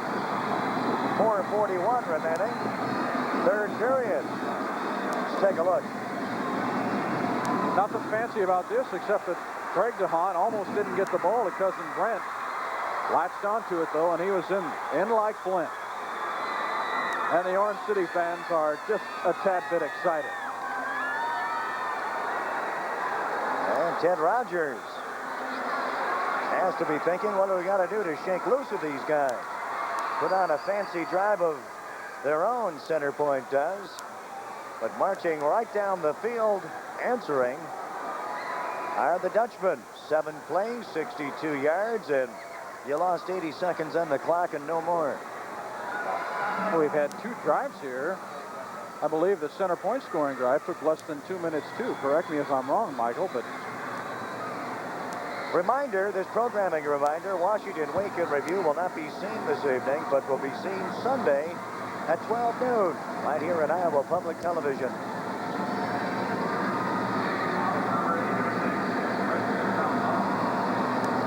More excitement in the bubble. Dalma tees it up at the 40, deep to receive. You're looking at the threesome of Kenny Jones, Chris Wall, and Mark Wade. Wall is the deep man.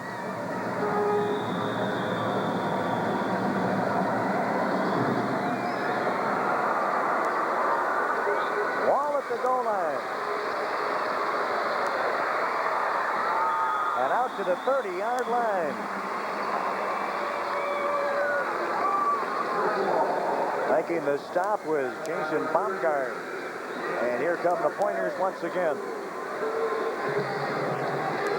You know, I expect Ted Rogers, who likes to go with his bread and butter, but also likes a little surprise every now and then. We might be seeing quarterback Bob Mullins going to the air a bit more. Oh, I wouldn't be a bit surprised, but keep in mind, too, folks, that here's a team who hasn't really had to pull many tricks out of its hat this year. They have just won it with straight running football.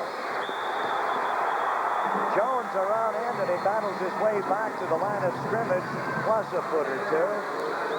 We'll call it 2nd and 10 nonetheless. Dan Bruxford, 6 foot, 170-pound senior, the stop. Gordon McKinstry, that is. With his assistants, Gary Farrell, Todd Berry, and Don Van Steenwyk. Center point with Chris Wall to the 35-yard line. He'll pick up his 3.5, maybe 4. Jack Vanderstoop came into this ball game with a 111 tackle total. Makes the stop there. 3rd and 5. You want to guess what Chris Wall's nickname is? Hit me. How about Wally?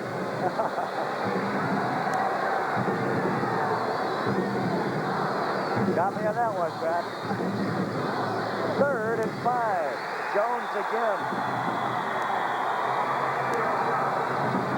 And a reminder once again that Washington Week in Review will not be seen this evening on Iowa Public Television. You can catch Washington Week in Review Sunday at noon on Iowa Public Television. 2:45 and counting in this, the 3rd period. We're tied at 14. Something you don't see too often. Kenny Jones stopped. Center point will kick it away with Steve Kramer releasing from the 27.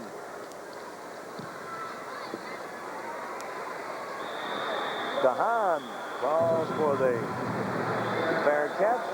And at the 33-yard line, we go the other way. And you know what those Dutchman fans would like to see? Another drive of 1:20 and practically the length of the field. They'd like to see that happen again right here. You know, Wally isn't such an unusual nickname. No? Craig Dahan has an unusual nickname. How does Eggville sound to you? Enough of that. DeJager right and Dalma left. First man through is Brent Dahan. 1st and 10, he picked up a couple. Well, I like the guy who filled out the player profile. They asked him for his favorite period at school, and he said lunch. Yes, he did. Man after my own heart. Doug Cook makes the stop. He knows where his bread is buttered or something like that, right? 2nd and 8. And you know something's wrong when a kid puts down that he's on the honor roll and spells roll, R-O-L-E.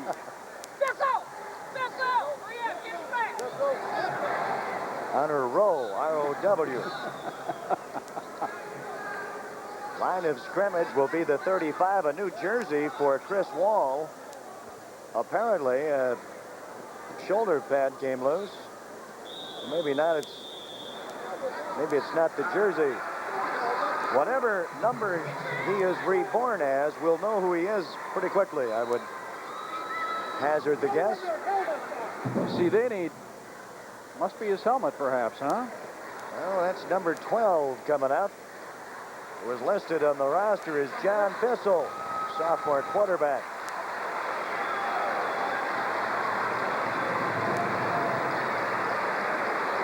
They need Wall in that lineup so badly that an equipment timeout suddenly became a center point timeout. They want Chris Wall in that lineup. Those are the numbers, and those are the Dutchman fans on the far side. Maurice-Orange City. Got a lot to cheer about up in that neck of the woods with Northwestern College doing as well as it has, not only in 1985, but the St. Ambrose Bees tied them last week. There you go. And the center point boosters on the other side. I knew you'd work St. Ambrose in somehow. The old alma mater, folks. Matt got his degree at St. Ambrose and took his graduate degree at the Quad City Barber College. But that's another story. There's the equipment repair. And into the lineup is the sophomore quarterback, John Bissell, who comes on defensively for Wall. DeHaan upstairs. And Brent Dalma knows he's in a football game after that one. He got hit high and then hit low. Well, Orange City certainly did the right thing on that, because you see the sophomore John Bissell come in, who probably has played very little varsity ball, certainly not in a championship situation. They said, well, we better test this kid out. He got Wall out of the lineup, try to take advantage of it, even if it's for just one play. He's back in to the right, to Yeager to the left. 3rd and 8 to 35. Out of the backfield is Corey Brandt, tight end. Got a hand on it, but no more.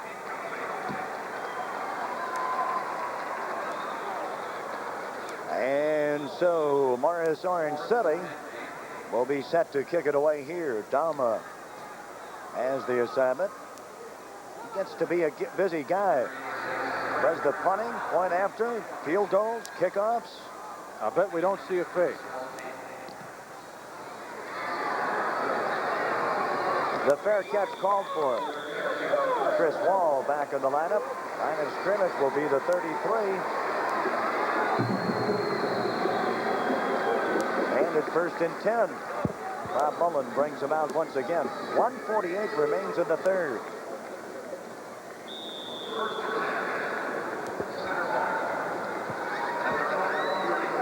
Ted Rogers. 109 and 19 at center point. 13 years of coaching there. 119 and 28 career mark. That guy has won some football games. Mullins over the ball. From the wishbone. That'll be Jones. Ran out of room around the corner, and you saw the flag go down. Sending him out of bounds is Travis Smith. Scott Vandersall helping out. Well, more mistakes for center point. A holding penalty is going to take him back.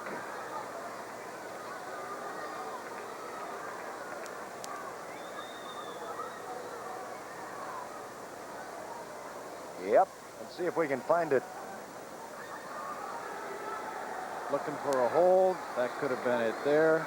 Not there. On Black. Still first down. Got illegal use of hands. On Black. Still first down. So the ball is spotted at the 24-yard line. It has to get out to the 44. Still first down. 1st and 20.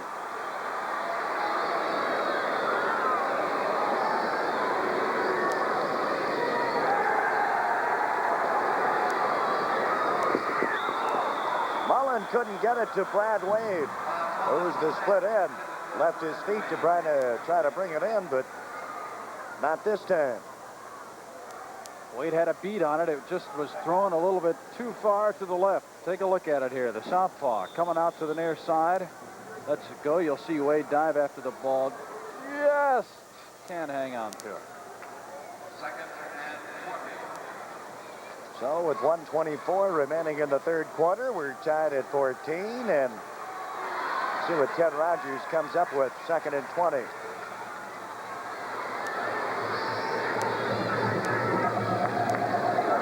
That's Jones. Just keeps those legs a-churning.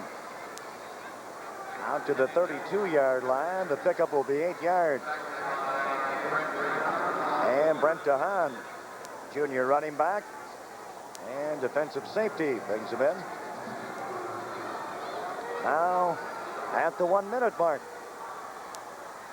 Boy, we went long-distance football in the opener today. Got underway at 1:30 with the Class A championship game. 4 overtime. Peyton Jourdan 20. Sanborn 14.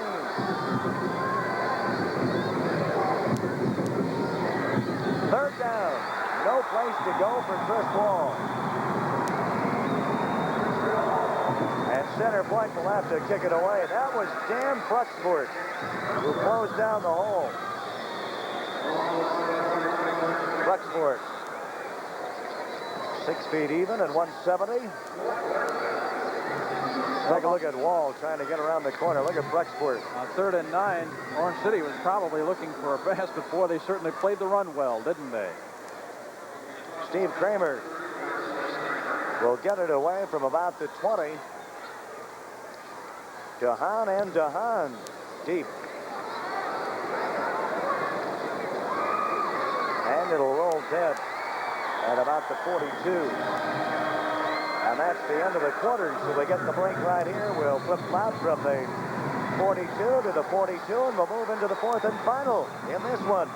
Center Point 14, Maurice-Orange City 14. We'll be back with number 4 in just one moment.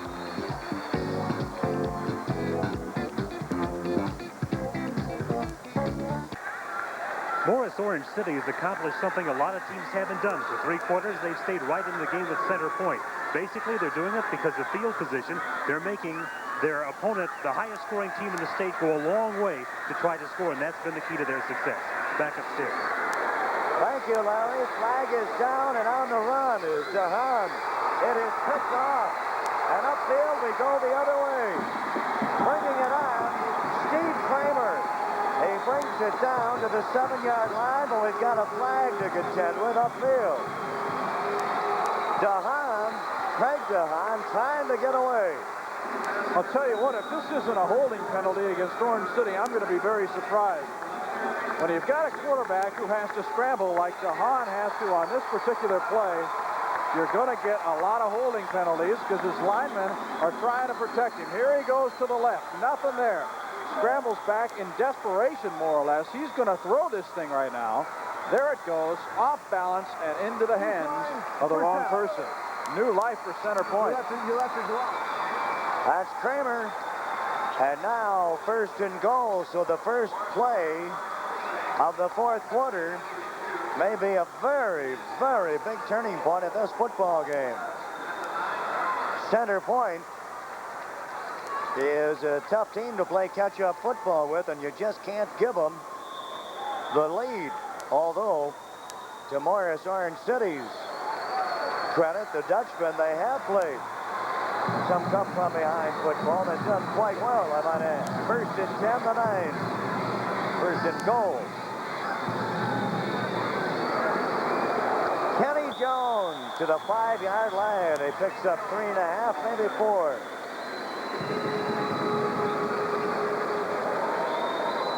You remember from the title game last year, Pocahontas and center point, and Jones and Wall up the field, and Pocahontas got the late break in the ball game and won it. Every once in a while, like Greg Dufoy, you probably remember him as their quarterback last year. 2nd and goal. That's Mullins over the ball.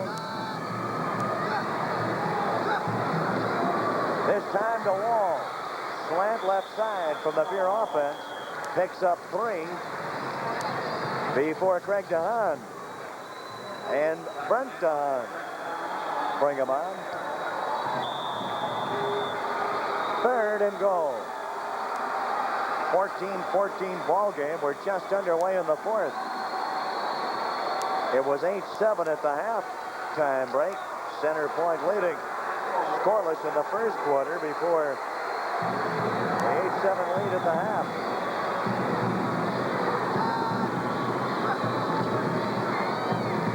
Ball from behind.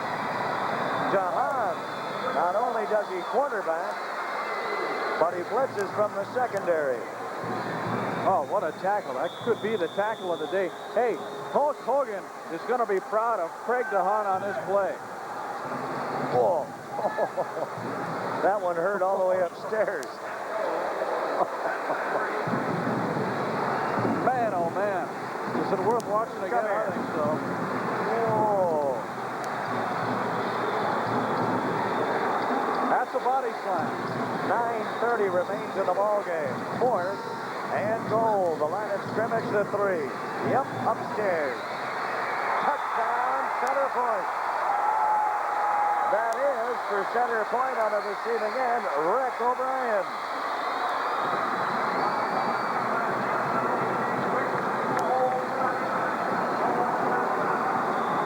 Well, a bit of misdirection. Just about everybody in the joint was expecting Mullins to go on the ground. Absolutely. They expected either Jones or Wall. They got neither. Instead, Mullins to O'Brien. Wide open. That guy could have pitched to 10. Bob Mullins to Rick O'Brien, and going for 2 right here. He's got a couple more. That's Brad Wade.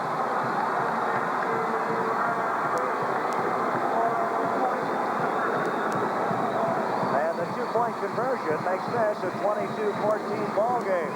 And again, everybody in the joint would have thought he'd be on the ground. Let's take a look. Here's Bobby Mullins. Now watch this pass go from our angle. He just lets it go.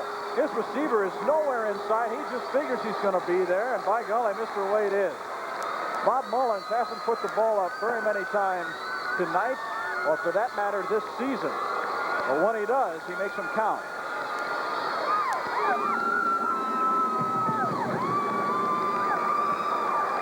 Nine minutes and 22 seconds remain in this one. 2 minutes, 36 seconds tick away. And the 4-play drive covering 9 yards. And Maurice-Orange City is looking uphill again.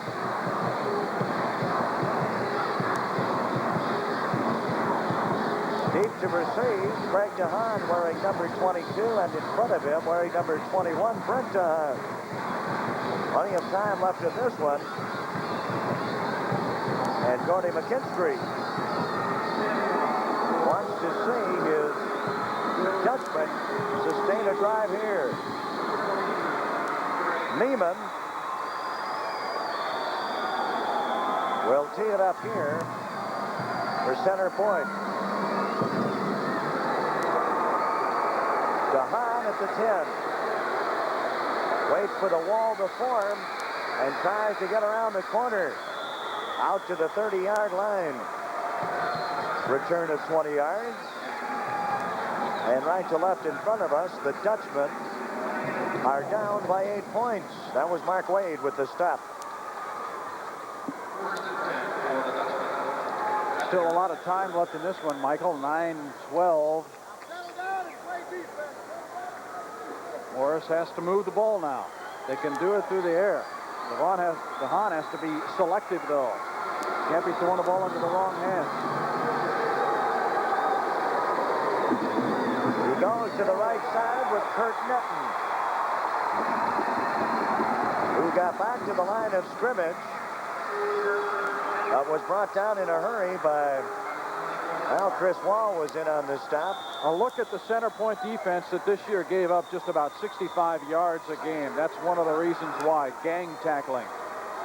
Brad Wade will get credit for the tackle. 2nd and 9. Wide to the left is Dalma. To Yeager is to the right.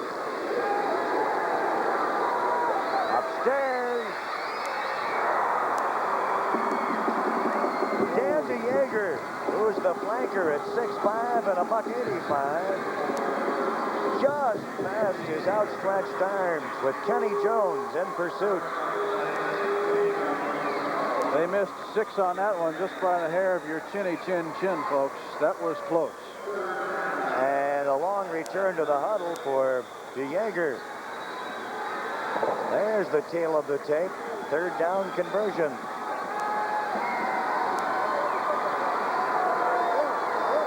Third and 9. DeJager at the 42, the 45.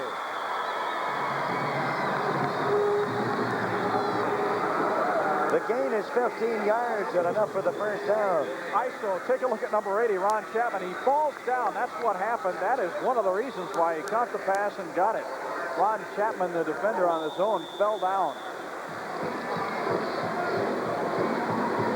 46-yard line, the line of scrimmage. Gain is 15. Double wide to the left. Dalma.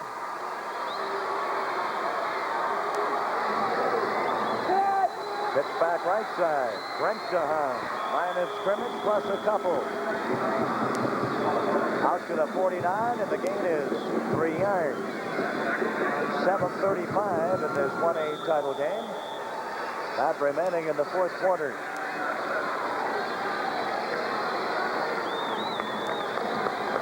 Now this is the time when both teams have to really suck it up. This is where we decide who's number 1.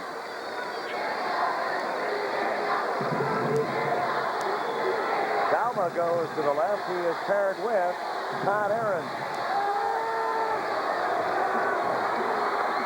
That's DeHaan. First down across the midfield stripe and to the 41-yard line. And once again, we see something out of nothing. He tucks it in and goes with it. Once again, Craig wants to put the ball up. Sees that everyone's covered to the near side. He has miles of running room. Knows what he has to get for the first down. Gets just that much. That was Mark Hacker making the stop.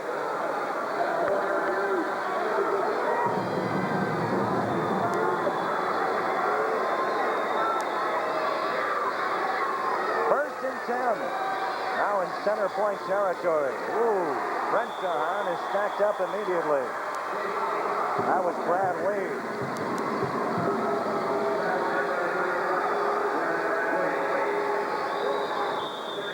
6:20 and counting. One thing you folks have to understand, too, is that those are smart kids down there on the football field for both teams. We're talking about, for Orange City, an average grade point average of about 3.5 per center point, at least a 3.0. Those are smart kids. Greg DeHaan. Yep. Lost another jersey. He's been through a couple today. That was Scott Hendricks. Here we go with the pursuit from Mr. Hendricks. Coming to the near side, it wants to throw the football. Say goodbye to that jersey. It's going to be gone in no time at all. I said that it was Hendricks. Actually, that was Doug Cook, my fault. Great pursuit, though, by center point on that play. Third down and about 11.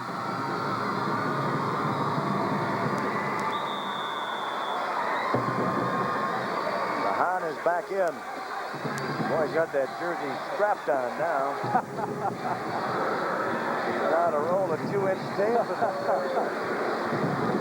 Go for it. Big play here. 3rd and 11.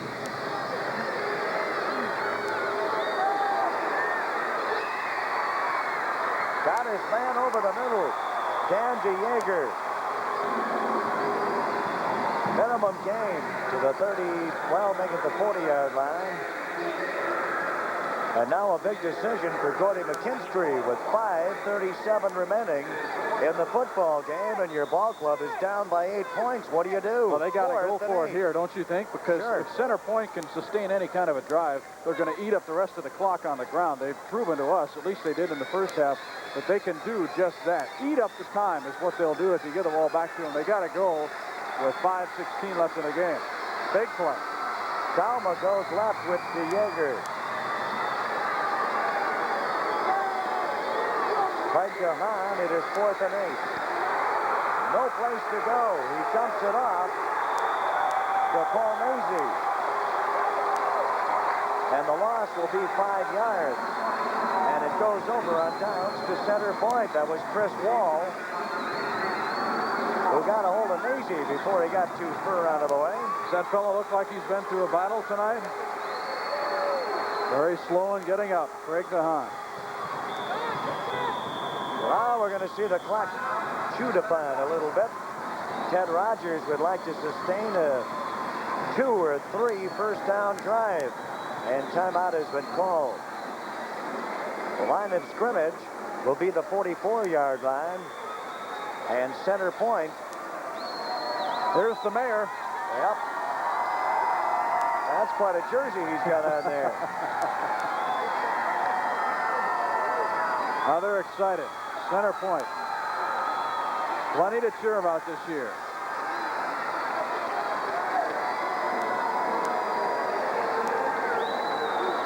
Coming into this one, center point, 11-0 and a #1 rating.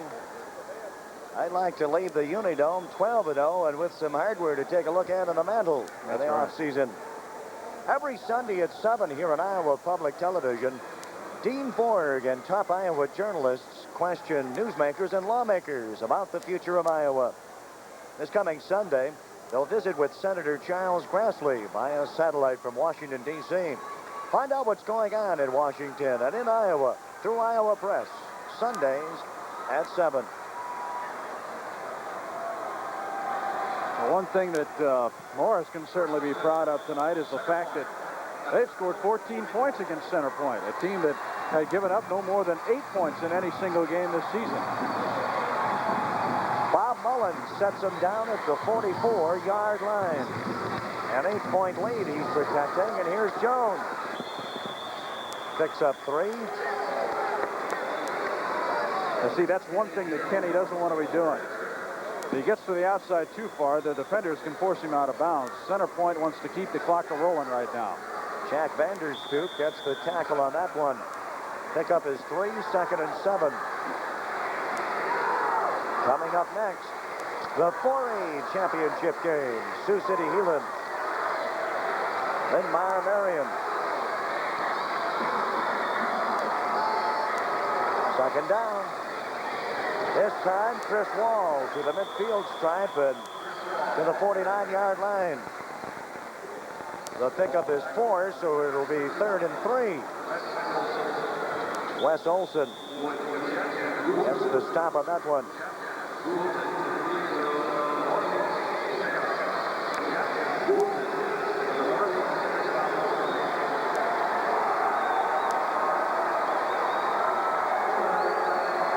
Big 3rd down right here.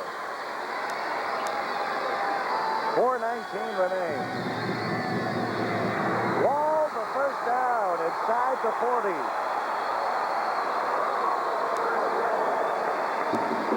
And Jim Farrell brings him in at the 37-yard line.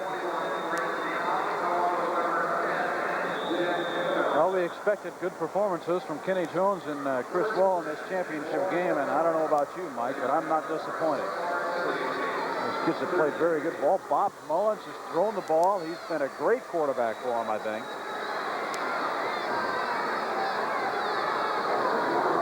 Fishbone formation. Wall again. There he goes. 3rd touchdown for Chris Wall. The flag is down.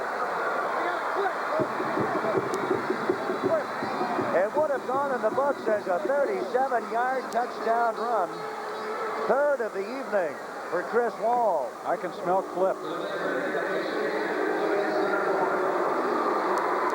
young man is explosive.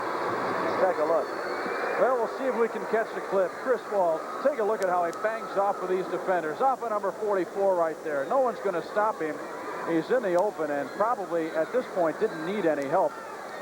But you saw the man right there. He saw it from behind. Oh, that's too bad. Too bad for Center Point. So 3:40 remains, and the walk-off goes this way.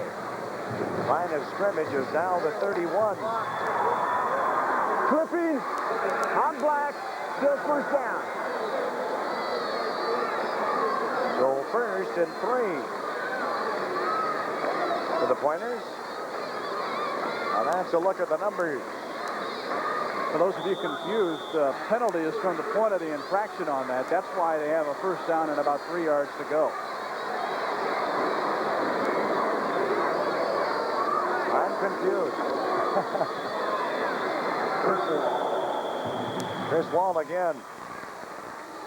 Well, we saw in the first game with Ryan Wirtz making the stop.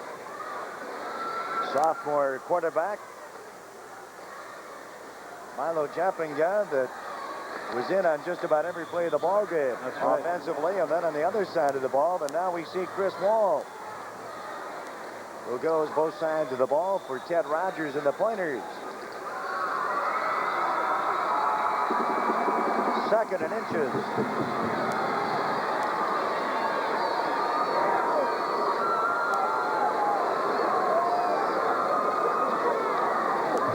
Guess who? Chris Wall is wrestled down at the 20-yard line. He gets the first down. That was Brent DeHaan who brought him in. It's got to be painful for someone like old Gordy McKinstry standing on the sideline, not really able to do anything about this. Time is running out for Maurice-Orange City. A sustained drive and yet another first down for Center Point, leading by 8 points with 2:55 remaining.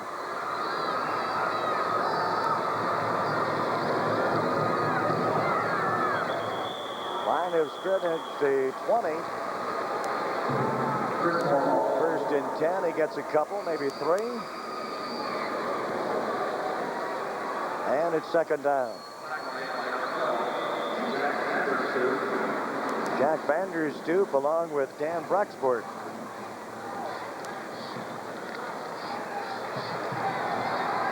Well, what's coming up here, Dr. Clark?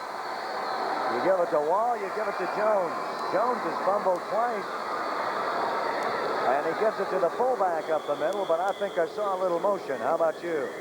I think so. I was going to say give it to the fullback. That, of course, is John Smith, junior fullback at 5'9" and 190.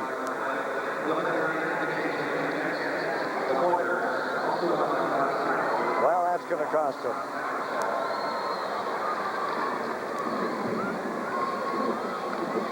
Well, one thing we hear from some of the coaches of these teams that are in the tournament from northwest part of the state, which has pumped out many a good football team. Illegal motion.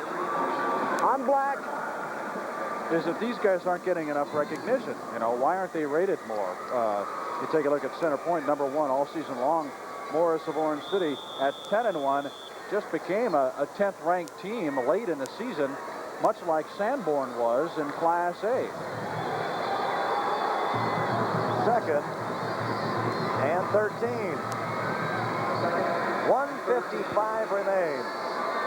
Center Point with the lead in the ball. Chris Wall inside the 20.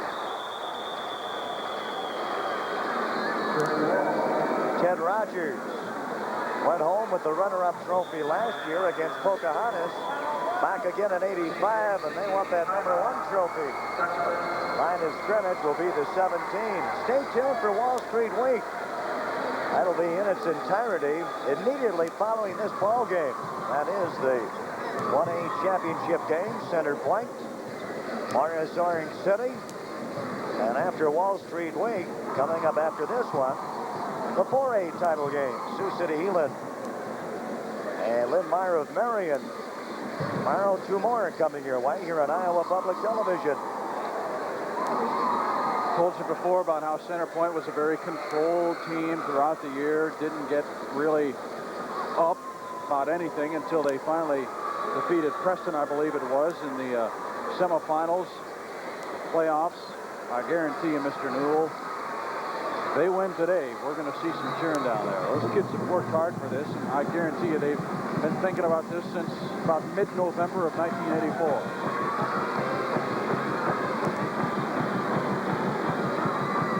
And center point down in front of us.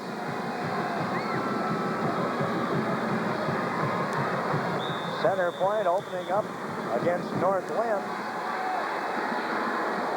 Beating Central City, Starlock, Edgewood, Colesburg, Darwin, Maquoketa Valley, Springville, Alberta, BCL, Riceville, and then Preston. Nobody scored more than 8 points all season long in this club. There's Kenny Jones. And at the same time, Center Point made itself the #1 scoring team in the state, averaging just about 41 points a game. It'll be 4th and 5 from, well, just shy of the 15. And this is going to be a big play for Center Point here. Of course, a big play for Maurice-Orange City, but with 1:30 left on the clock, if they can stop them here, I think that the Orange City probably only has about one more timeout to spend, but with a kid like Craig DeHaan running the plays for you, you never know what's going to happen. Coming up tomorrow on Iowa Public Television, the Class 2A championship game, 11 o'clock. You set the alarm along with us as Algona Garrigan, Golden Bears up against Cedar Rapids LaSalle, the Lancers. And the 3A title game will follow. Harlan against Pleasant Valley. Cyclones against the Spartans. Hi there.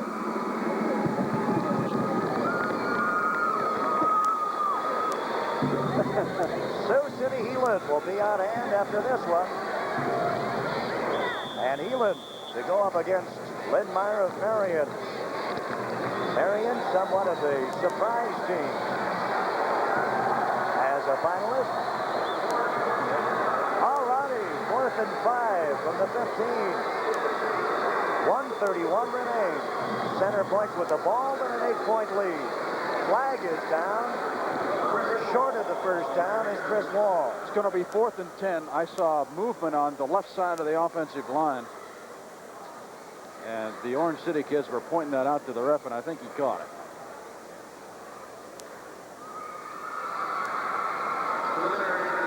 Yep, motion.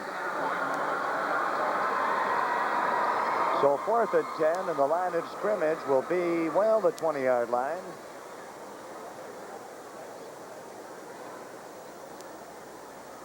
And Gordy McKinstry is... They didn't make the first down. They didn't make it. Okay? They did not make it. So a decision. Well, he figures his ball club will probably be taking over with about 1:15 remaining. There's 1:26 at this point. And the ball turns over. 1st and 10. Obviously, they take the ball.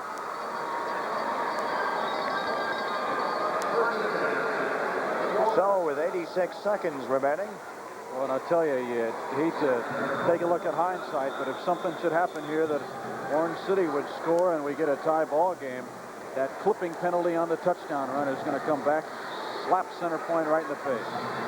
Dalma goes left. To the right side to Yeager. A New Jersey in the lineup. Another one just wouldn't hold up for Craig DeHaan.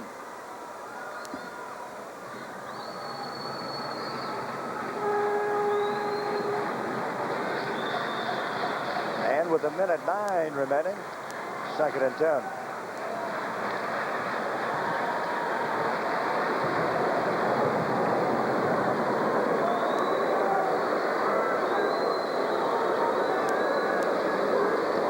DeHaan. Looking upfield, that's Wade.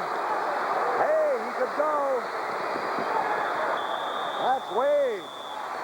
He's out of bounds inside the 1-yard line. Mark Wade, junior running back.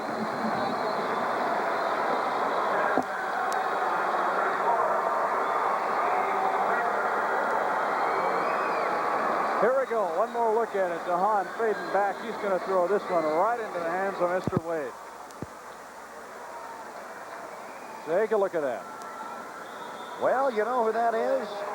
That is Steve Kramer with his second interception. I thought it was Mark Wade. So did I. Well, give it to Mr. Kramer. A couple of key ones for him tonight. That's right. And now with 58 seconds remaining, Center Point wants to make it academic.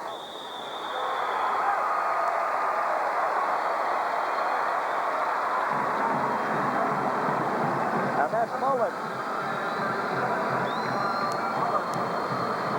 Mullins going in from about the 1-foot line, and that makes it 28-14. Here's the pickoff, Kramer. And you can almost credit the touchdown to Mr. Kramer right here. His second key interception of the game. We can tell you that intercepting passes certainly nothing new for Center Point this year. 26 interceptions for the season. They intercepted 4 passes in a quarterfinal win over BCL. So this is nothing new for them. Well, you saw the stack up on the attempted 2-pointer, and that's the way it's going to be, 28-14 with 55 seconds remaining. Let's take a look. Bobby Mullins, the senior quarterback, up and over the top. Didn't have too far to go. This is gonna smell sweet for Center Point.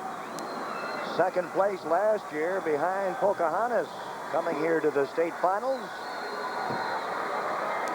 And 3 seconds tick away in the one-play drive. Neiman will tee it up. And 55 seconds remain. Ted Rogers has known his share of disappointment as a playoff team. This was the 6th Center Point team to make the playoffs, and Ted Rogers has coached all 6 of those teams. The first 4 teams that he coached and brought to the playoffs lost in the first round.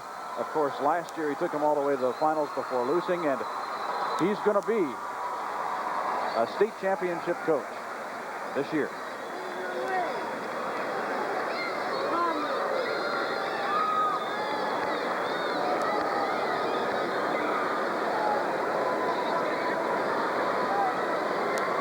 Some victory celebrations underway already. Is the most points scored on Maurice-Orange City this year. West 2 of Hayward scored 16 and a 59-16 victory for Maurice-Orange City. That's DeHaan past the 30. And 16 on the board for Sheldon in beating Maurice-Orange City, the first game of the year. Now 50 seconds remain.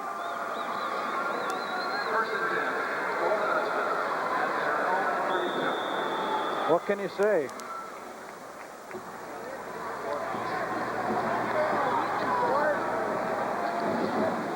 Left side is Dalma. Right side to Yeager.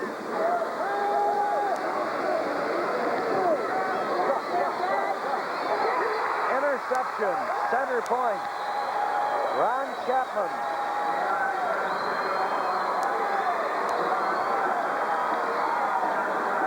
Third interception of the ball game for Center Point.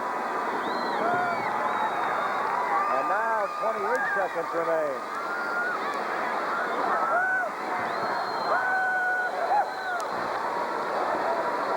And the ball is spotted at the 35.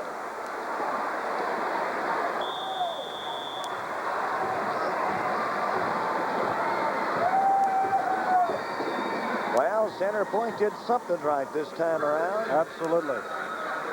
Ted Rogers felt the ball club played well enough to win it last year. That'll be it. 10 seconds and counting.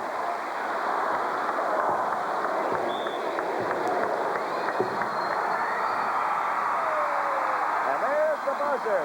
There's Ted Rogers. This one belongs to Center Point.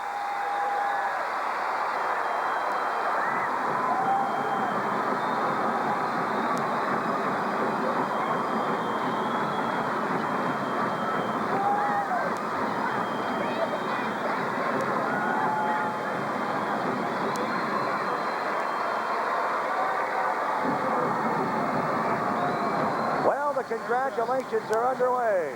Ted Rogers finishes a 12-0 season with a #1 state rating. So congratulations. In the black and gold, center point. In the white and purple, Morris of Orange City. And the Dutchman can leave this one with their heads held high, Pat. Absolutely. Any team that comes into a championship game, win or lose, can walk away feeling good about it. It's just that Center Point was the best team in Class 1A this year.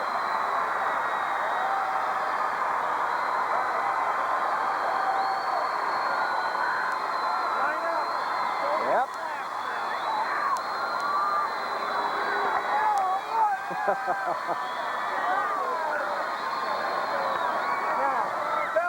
Chris Wall offering his congratulations to Ted Rogers. Let's go downstairs and hear now Mo Kelly. Line up and show some class.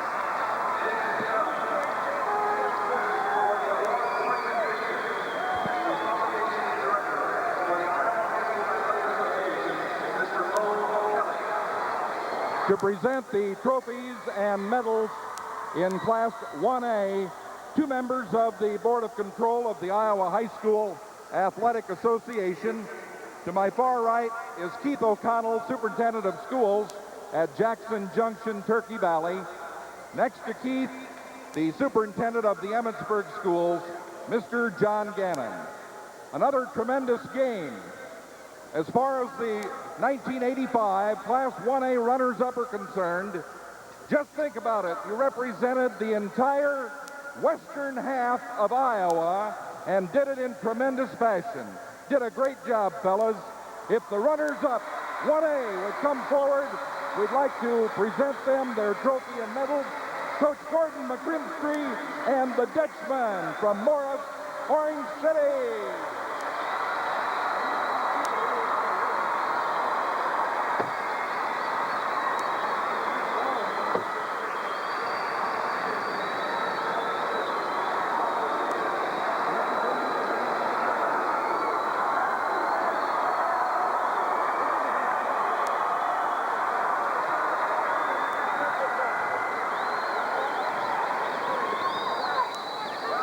And for our 1985 champions, it's been a steady road to the top. This is their 6th appearance in the playoffs, 2nd a year ago, rated #1 this year, and #1, the Center Point Pointers and Coach Ted Rogers.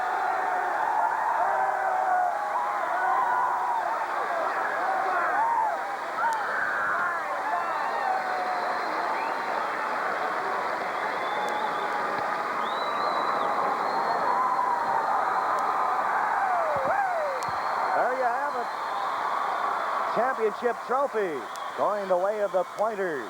Center Point once again wrapping it up with a #1 state rating and with a spotless record of 12 wins and no losses.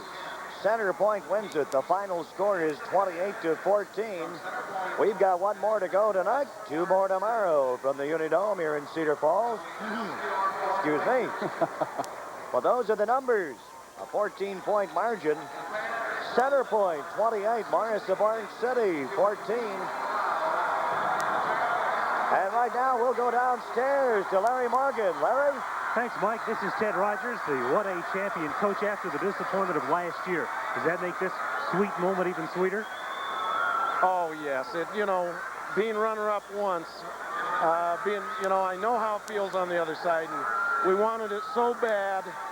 But listen, I'm just as proud of last year's group, and I'm just proud of this year's group. They carried on the tradition, and they got her done. Wasn't always easy, but you did get it done. Congratulations. Thank you. Thank you. That's the Pointers head coach, Ted Rogers, the champs of 1A. Let's go back upstairs. Thank you, Ted, and thank you, Larry. Once again, the final score, Center Point 28, Morris-Orange City 14, as the Pointers are the Class 1A champions. Don't forget tonight in about 30 minutes from now, Iowa Public Television Sports will have the big 4A title game between the Sioux City Heelan Crusaders, and the undefeated Giant Killers, the Linn-Meyer Marion Lions. That's tonight at 8 p.m.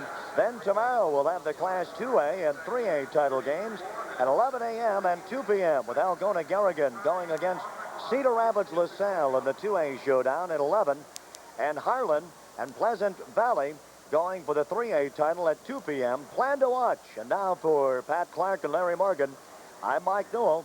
See you tonight for more high school football coverage right here on Iowa Public Television.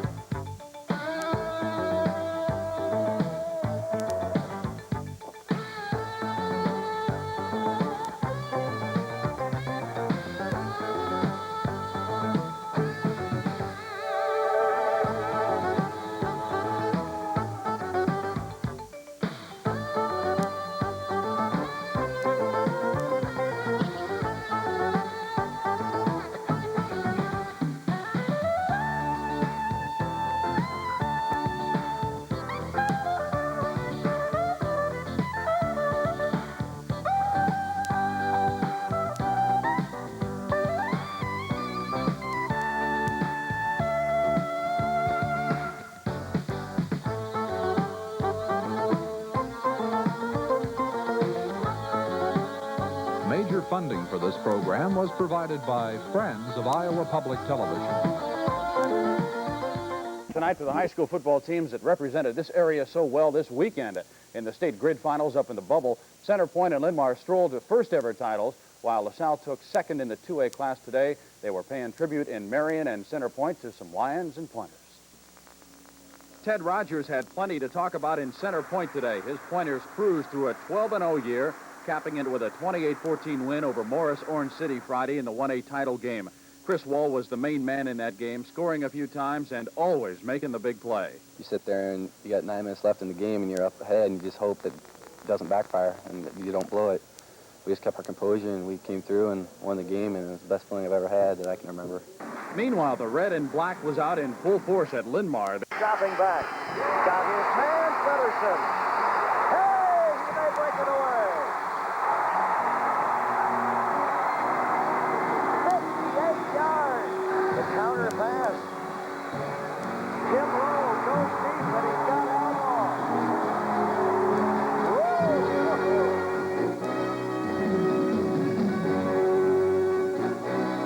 Flag to the right again, Colston.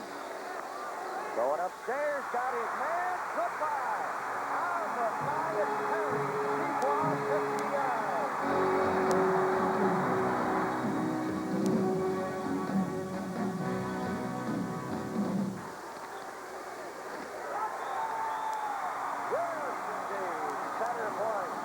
I just wanted to hug each one of the players, and like I told them before we played the game, I love them all, and it was the warmest feeling I've had in a long, long time.